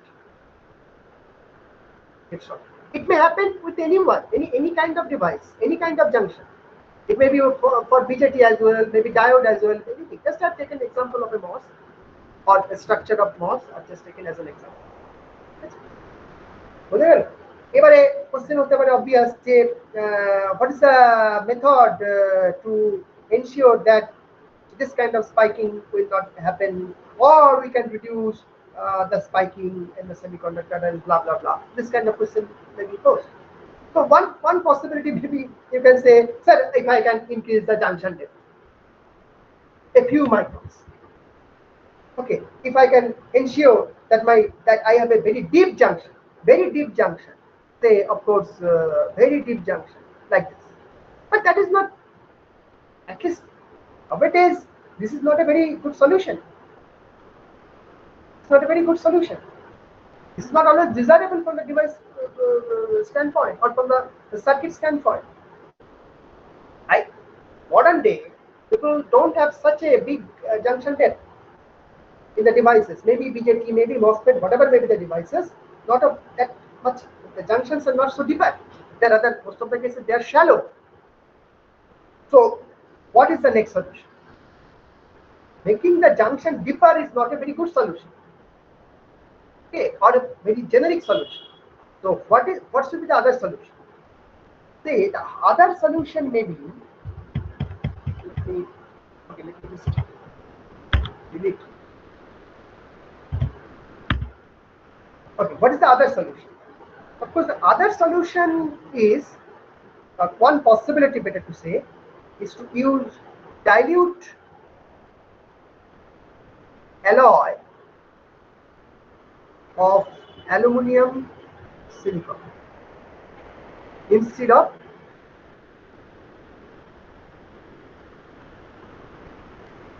pure aluminum. Are you getting the point? An alloy of aluminum silicon instead of pure aluminum. Alloy. Now, why alloy? Because within aluminum, if silicon is dissolved already, it's mixed already. Aluminum, silicon mixed with aluminum, or but it's aluminum mixed with silicon. If it is already mixed, if silicon is already dissolved within the aluminum, and then because you please note this 0.5% concentration. Okay, now that means what I'm trying to do or achieve, I'm trying to achieve that concentration of silicon within the aluminum, and if that exceeds the solid solubility at the anneal temperature, anneal temperature means 450 degrees centigrade, roughly around that. So automatically little spiking will occur. So why the spiking is actually occurring? If you ask, the answer is because there is an enormous volume of aluminum, a great sink, and silicon is basically dissolving, diffusing and getting dissolved, diffusing and getting dissolved. Now, if already I can provide, instead of pure aluminum, if I can already provide aluminum mixed with silicon, that means it's an alloy. So that where already silicon is already dissolved and the concentration reaches the solid solubility limit. At that obviously anneal temperature, now automatically what is going to happen? But you know that more I will increase the temperature, the solid solubility will be more the solubility. Right? So solubility generally তাই তো হয়, temperature বাড়ালে solubility কি হয় বাড়ে, generally তাই হয়। তো এক্ষেত্রেও তাই। So if I can at the sintering temperature, annealing temperature, if it reaches the solid solubility limit, already silicon is there within aluminum. That is, if I can use such a way alloy of such type, then automatically silicon from the semiconductor or the wafer will not go, because already it is saturated with silicon at that temperature. So silicon will not dissolve in it. Are you getting the point? What I'm trying to say? বুঝতে পারছো কি বলতে চাইছি? Already যদি সিলিকনে saturated থাকে তো further silicon যাবে না, না ওর মধ্যে ডিসলভ হবে না ওই টেম্পারেচার। তো this may be one of the solution. তো যেই জন্য দেখবে অনেক ক্ষেত্রে তোমরা, আমি জানি না তোমরা কোথাও নোটিস করেছো কিনা, বা তোমাদের যখন অন্যান্য ক্লাসে পড়িয়েছেন, অ্যালয় কথাটা ব্যবহার করেছে instead of pure aluminium, silicon aluminium আর অ্যালুমিনিয়াম সিলিকন অ্যালয়, এরকম ধরনের টার্ম হয়তো অনেকে ইউজ করে থাকতে পারেন, আমি জানি না। তো দ্য রিজন ইজ দিস, যে কেন আমরা এখানে অ্যালয় করছি। First, we have to understand what is spiking. What happens if we use pure aluminum? ঠিক আছে, তারপরে বলতে হবে যে কেন আমরা অ্যালয়টাকে ইউজ করি। এটা হচ্ছে না। ঠিক আছে, এইবারে আবার বলি, এবার এটাও কিন্তু ফাইনাল সলিউশন নয় যে আমরা অ্যালয় ইউজ করবো। এটা কেন? বিকজ এবার দেখো, সাপোজ একটু মডার্ন ডে রেসপেক্টে যদি ভাবো, but for the last 1 decade, if you follow the trend of MOSFET devices, last 10, sorry, 1 to 2 decades, okay, 1 to 2. So what happens that most of the MOSFET structures or even the BJTs, in most of the cases, the junctions are shallow, as I already mentioned a few minutes ago, and their depth is less than, you know, even few hundred nanometer, less than 100 nanometer, less than 200 nanometer, or 100, or around that. Now, if it is silicon doped aluminum, means the alloy, silicon doped aluminum and alloy. Now, that is also no longer effective for this, for the modern cases. for the modern devices. Because see, at the sintering temperature, the anneal temperature, maybe the dopant solubility is good enough to stop further silicon to get dissolved in it. But the point is when the condensation will happen, means when the because your IC or the wafer when you are processing, it is not that always it will be at the high temperature. After that high temperature process, it will again go down to the low temperature process or go for the low temperature process. ঠিক আছে? So even at normal temperature also you have to bring your wafer at a normal temperature also. This will happen. Now when this silicon condensation, when this condensation will happen, what will happen? That is when your temperature will go down. What will happen?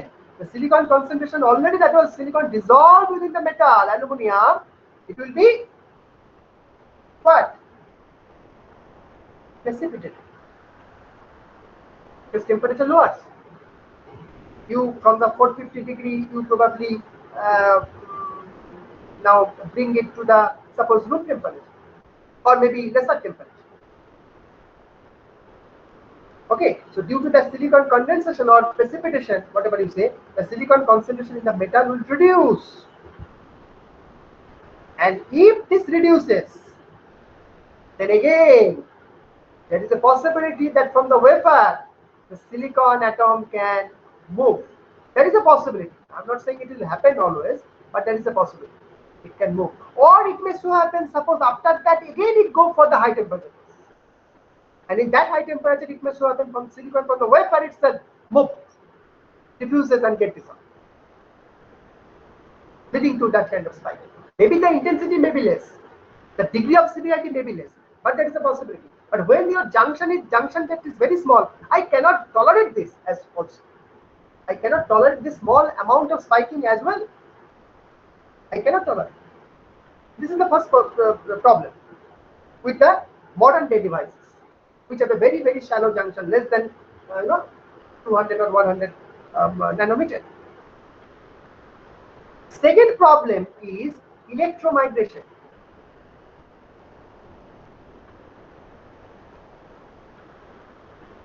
Electromigration. Sometimes people call electromigration induced failure. Induced failure.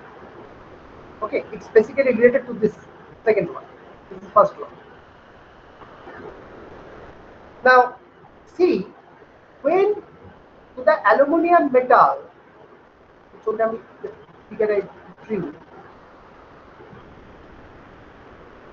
Suppose this is aluminium. Content.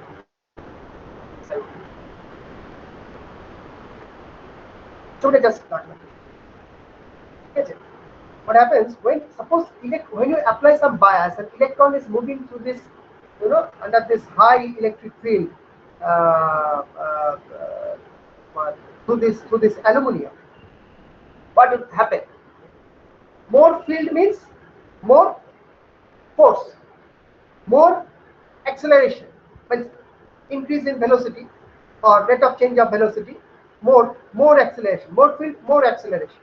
Okay, so during this, electron can collide, or better to say, the high energetic electron can collide, with the aluminium atom. Suppose here is an aluminium atom, and electrons collide with this aluminium atom when it is moving under a very high electric field, being accelerated due to this high electric field.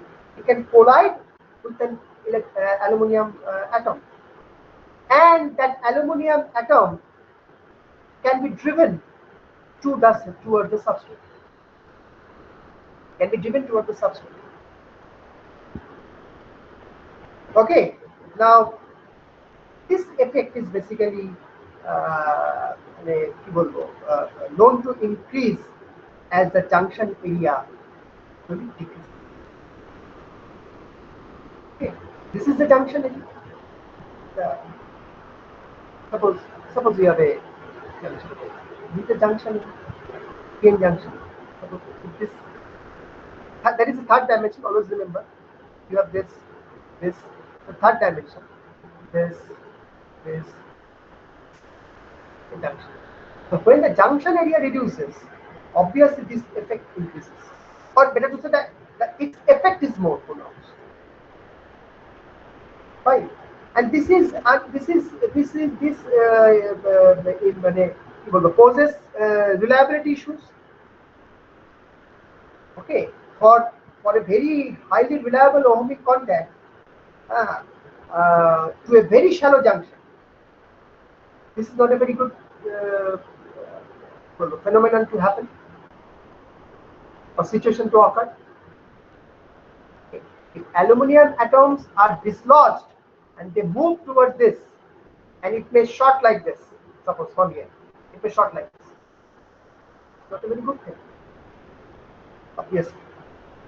And so this is the electromigration. But the high energetic electron, when this is moving through this aluminum, this metal, okay, due to under the application of high electric field, highly accelerated electron, under the high electric field, they can impart the energy which they gain under that electric field on the aluminum atom, and the aluminum atom may get dislodged, and it can be driven into the substrate. Anyway, so the point is what to do. To make a very reliable ohmic contact for a very shallow junction, what we have to do? So the solution is,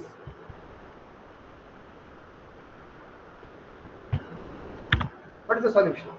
The solution is, the prescription is that use a very thin, a use a thin, এটাকে কি বলতে পারো, কি বলবো, intermediate বলতে পারো, barrier বলতে পারো, তুমি বেরিয়ার কথাটাই লিখছি, তুমি ইন্টারমিডিয়েট লিখতে পারো, বেরিয়ার মেটাল,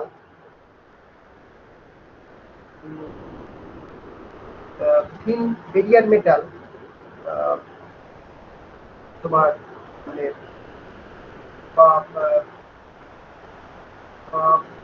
এরকম ভাবে লেখো, use a thin barrier metal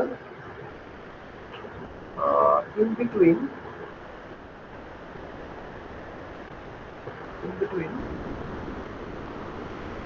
silicon and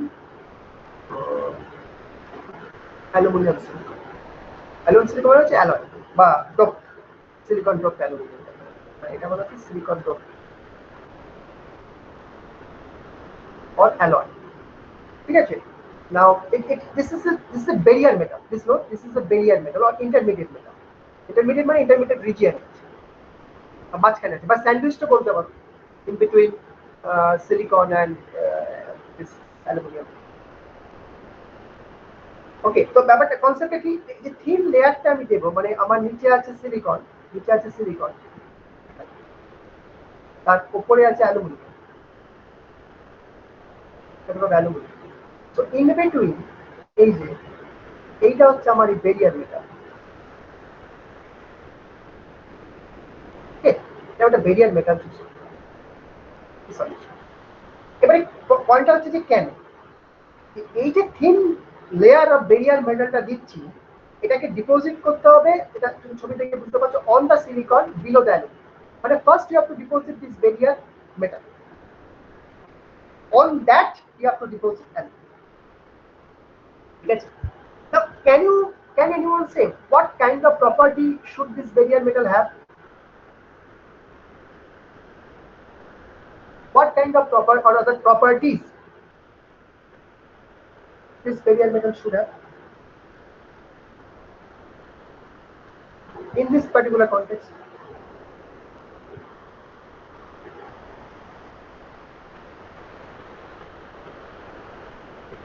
So high resistance. Barrier metal এর high resistance, metal high resistance, আমি তো ohmic contact বানাতে চাইছি, ডিসটেন্স যদি দেবে তাহলে একটা সমস্যাই হতো। আমার very whole purpose হচ্ছে to form ohmic contact, এটা করতে গিয়ে informing that I started with the pure aluminum, সেখান থেকে এরকম অ্যালুমিনিয়াম সিলিকন অ্যালয়, এবার দেখা যাচ্ছে অ্যালয়ও আমার সাফিসিয়েন্টলি বা এফেক্টিভলি কাজ করছে না when the junctions are very shallow in modern days, এটা হয়। Along with that, other possibilities the electromigration related issues. এরপরে যে সলিউশনটা, এই সলিউশনটা হচ্ছে এরকম যে তুমি find out a barrier metal such that, এবার লাইনটা হবে সাচ দ্যাট বলে 1 2 3 4 সাপোজ কি কি পয়েন্টস আমাকে মানে বা কন্ডিশন বা প্রপার্টি বলতে পারো আমাকে ও মেনটেন করতে হবে বা মানে শো করবে প্রপার্টি থাকতে হবে বা কন্ডিশন স্যাটিসফাই করতে হবে, যাই হোক।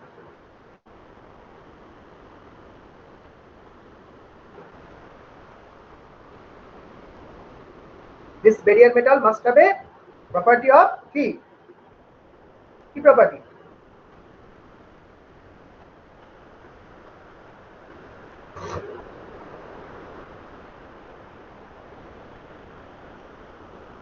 এই যে প্রবলেমটা নিয়ে ডিসকাস করলাম তার কনটেক্সটে বলো না, স্পাইকিং, ইলেকট্রোমাইগ্রেশন, এই রিলেটেড এই কনটেক্সটে তো বলবে উত্তরটা।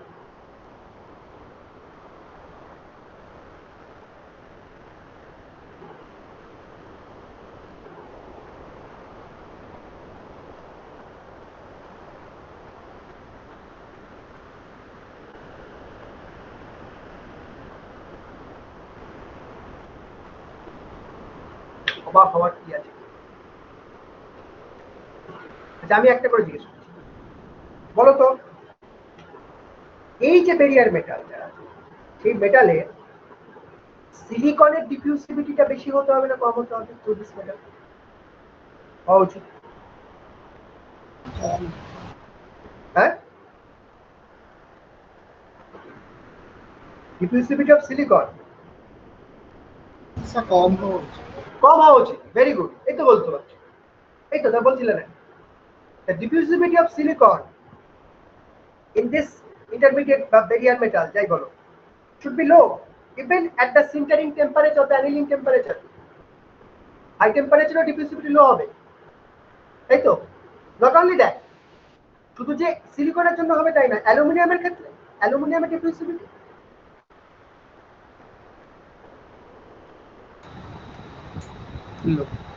লো। ভেরি গুড, তাহলে both silicon as well as aluminium দুজনেরই ডিফিউসিভিটি হতে হবে লো, ইভেন অ্যাট দ্য, ভালো করে বল, বারবার পয়েন্টটা বলছি কিন্তু, even at the typical sintering temperature বা অ্যানিলিং টেম্পারেচার, সাপোজ এটা আমাদের ক্ষেত্রে 450 ডিগ্রি সেন্টিগ্রেড, ঠিক আছে? আচ্ছা, এটা গেল একটা। হ্যাঁ, সেকেন্ড পয়েন্ট, ফার্স্ট প্রপার্টি হল সেকেন্ড প্রপার্টি। ঠিক তোমাদের মধ্যে যে বললে রেজিস্টিভিটি বেশি হতে হবে, ঠিক উল্টোটা হবে। It should provide very high conductivity, should be very highly conductive. After all, it's a ohmic contact form করছি না, so it should be highly conductive, highly conductive, ঠিক আছে? Third property,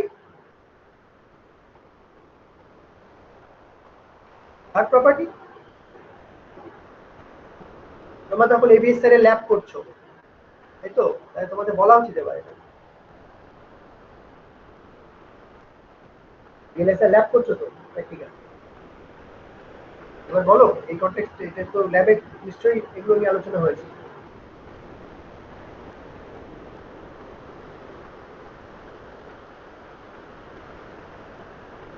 Third property should be this barrier metal should have a good adhesion between the underneath silicon and the interconnect metal, that is the aluminum.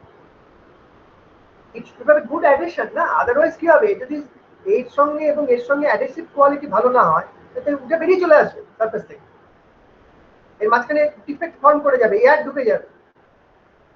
It should have a very good adhesion, এই নিচের মেটেরিয়ালটার সঙ্গে মানে সিলিকনের সঙ্গে, আর এখানে aluminium উপরে যাচ্ছে aluminium, তার মানে কন্ডাক্টিভিটিও ভালো হতে হবে, গুড অ্যাডিশন দিতে হবে between the semiconductor and the your actual interconnect metal, কিন্তু তোমার অ্যাকচুয়ালি অ্যালুমিনিয়াম, তো মাঝখানে আমি ওটা ব্যারিয়ার মেটালকে বসাচ্ছি ওই সিন্টারিং এফেক্টটাকে অ্যাড্রেস করার পরে ভেরি শ্যালো জাংশন ডিভাইসেস। তাহলে এরকম এক্সাম্পল কি, এরকম ব্যারিয়ার মেটাল যেগুলো ইউজ করা হয় এখনকার দিনে, এক্সাম্পল, এর এক্সাম্পল কি? এর এক্সাম্পল হচ্ছে বলতে পারো alloy of alloy of titanium and tungsten.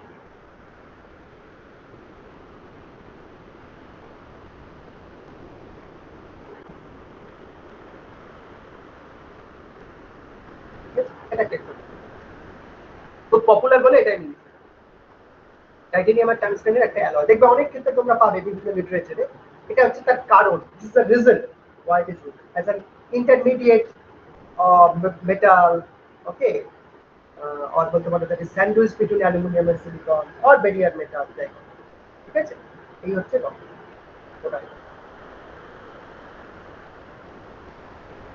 এই মেটেরিয়ালটার যে কটা তিনটে প্রপার্টি আমি বললাম, যেটা মেনটেন প্রাইমারি মেনটেন করতেই হবে, সে সব কটা এর মধ্যে এই এই দুটোর অ্যালয় যে মিক্সচার তার মধ্যে আছে, বা সেটা শো করে। এই জন্য এটাকে সিলেক্ট করা হচ্ছে মোস্ট পপুলার। ঠিক আছে, এই অবধি বলার কোনো প্রশ্ন আছে কিনা?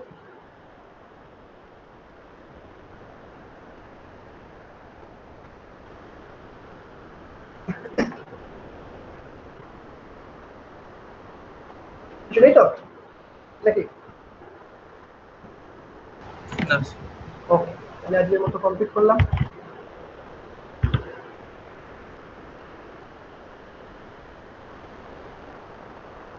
তোমরা প্রেজেন্ট কে কে আছে, তো কে নেই বলে দাও, তাহলে সুবিধা হবে। স্যার গৌরাঙ্গ অরিজিৎ। গৌরাঙ্গ আর অরিজিৎ। গৌরাঙ্গ আর অরিজিৎ।